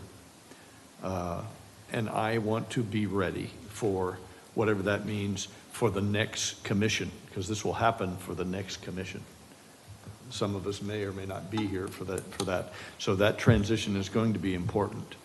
My put on that would be selecting doesn't mean pulling the trigger for the day you show up. I want Khalid to stay as long as he can possibly stay up until the end of that day in August of next year. So selecting doesn't mean pulling the trigger and saying you show up. We'll have the timing figured out. I want to talk about it, but I do not want to be late to the dance. I would like to be very well prepared for that. If you look at what's going on, there's an article in the paper about highest level city officials are in demand now. There's hijinks going on in cities neighboring us where the senior, most people are coming and going. And so I think it's important that we do this one right. We will be remembered, this commission will be remembered by that choice. All the other wonderful things we're doing will be remembered by the person that's going to sit in that chair following Mr. Rashadat for their impact for decades to come. And I think it's a very important one. Thank you for, the last. There's going to be a new Coast Guard commander. If our Coast Guard has a fault, it is that they are not inculcated into our city readily.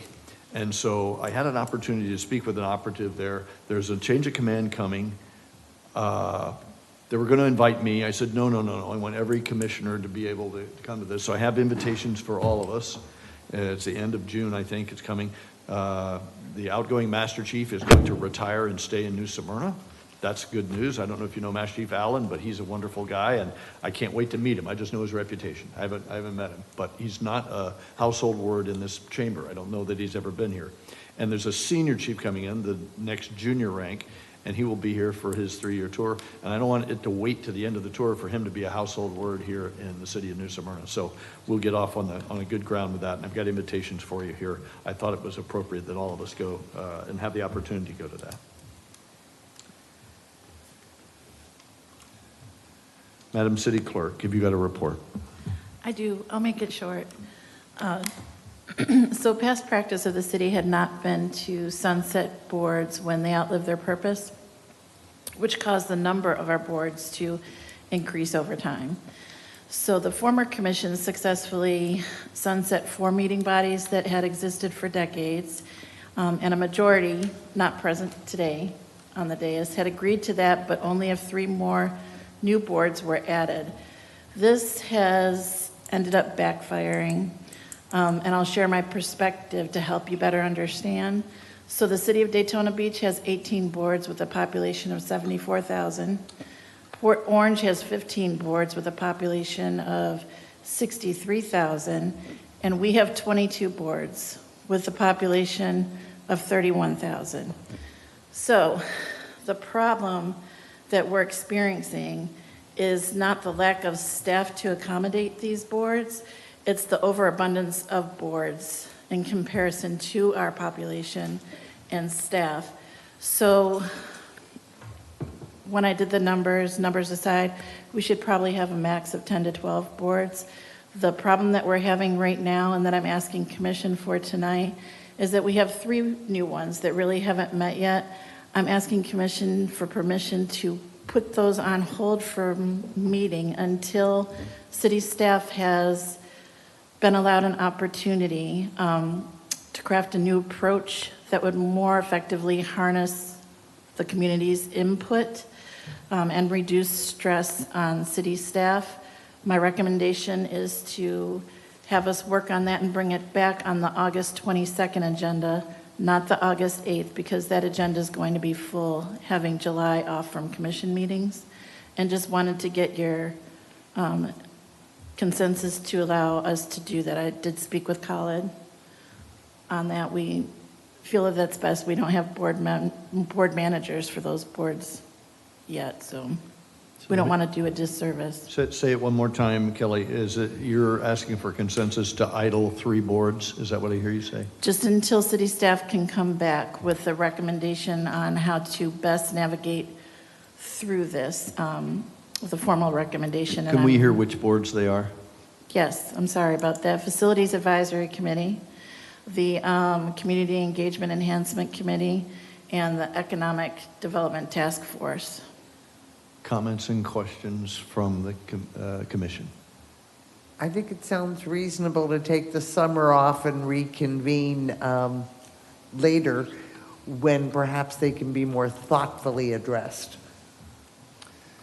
How about the guys who've been here a while? So I support doing that. You know, I think there was a well-intended effort to try to reorganize the board. I'm going to go back and talk to some people because I'm going to do a post-mortem on it with some of the people involved. And of course, with staff and of course 5 commissioners and all the different people involved, I think that there was this great intention. And I just don't necessarily think it's worked out the way we planned. I know there was a board or two that I thought we should have just sunsetted, but the majority thought, no, we should keep them or rename them. And I think I still ask you, is this the board that used to be called this board? So anyway, I agree with it. And one of the things that I'm going to do is follow up with you, Kelly, privately. I want to talk with you about it. And I'm going to do the same thing with a few other people, I think, in the community to try to put my finger on how I can better deal with this and deal with your questions that you may have or deal with the problems that you're having with the boards. So I support what you're asking to postpone until we have staff and we can get organized for it. Vice Mayor? So is there anything before these boards? The only board that has actually met that just had a quorum was the Community Engagement Enhancement Committee. I had 2 subjects for them. The first was parking, but then Parking Task Force was established right after that. So then I gave them communication, and I believe that has been discussed in the budget upcoming from the PIO. So what I'm giving them is ultimately kind of off of their agendas now, so I don't have anything else to give Okay. to them. Yeah, I don't have a problem with taking the summer off. Okay. Commissioner Perine. The only thing I want to mention is the Historic Preservation Board as well. We have 2 people on that we didn't appoint. We delayed 2 that expired because we wanted to look at the qualifications of this board. A lot of the things that happens with this board voting on Chapter 50 could impact the duties of that Historic Preservation Board as well. So I don't want to forget that. We've already talked about this on the board about looking at the qualifications and the duties of that board. We need to throw that in there as well. That's fine, yes. Thank you. So this is a prickly pear, and so it's with malice toward none, and trying to be thoughtful. I'm surprised at the number of boards. I don't know that population should be the correlation. I think there are minimum essential functions that should be maintained all the time, regardless of how large or small your city is, in terms of oversight or input from the citizenry. So, and maybe the number is 10. So let's pick on one we're going to idle, and I have no problem with idling them for the summer. Economic development. I think our city is in trouble for economic development. I think we're static and falling behind the rest of the county. And so that board, I think, is aligned to meet on demand of somebody on the staff. And if they never get a phone call, they feel like they're not doing anything. And I think we've just had one member resign for lack of activity. Speaking of lack of activity and membership, I have from more than one resident on boards that they feel like they're being babysat reluctantly by the city staff and being coddled and not allowed to be all that they can be. And maybe that's why, because the city staff's so tight, because they're stretched so far, they can't manage all the boards. So maybe that is a self-fulfilling prophecy. So I would speak in favor of reducing your number and making them impactful and using the talent, the huge talent that we have in our citizenry to do great things. But it's a self-licking ice cream cone if we never use them and they have the talent, they don't want to waste their time. And so if we say, yeah, we want you, but we're not going to do anything with it. We just want your name on the we want your name on the dais, and we want to have, and we don't let them do their thing, and we appear to be, I'm not saying we babysit them, we appear to babysit and coddle them and say, well, don't get out of the box because we don't really want to do any more than that. We'll turn them off and they'll run away and we won't have anybody helping us. But we've got free help out there in the citizenry, and I think we ought to leverage it to the hilt. I mean, there's a technique where they can come in and we have tried it a couple times. I think Khalid pulled the trigger on one this year, and then the gentleman backed down and said, well, I just thought I wanted to volunteer. I really don't want to volunteer. And he walked. So we'll find out, if there are people who really do want to help us. The majority really do. We've all campaigned. You hear the people out there. They want to be part of what we do here. We're not Daytona Beach. We are New Smyrna, where our citizens love their city inside and out and want to be a part of it. So I think this is why we're so special, why we're so unique, and why people want to come here. So let us not dampen that, but make it impactful. I love your idea about fewer boards, and the yin to the yang of that is making them feel like they're making a difference and they're not just putting in time. So I hear consensus from all of us. Yes, idle the boards, but let's come alive with something different for plan, for the road ahead. Okay, thank you. Yes, ma'am. Any more? That's all I had, no. Okay. City Attorney, yes, ma'am. I do have an action item tonight. I think I've been in contact with all of you regarding the Airgate litigation, that it's taken much longer than we could have anticipated.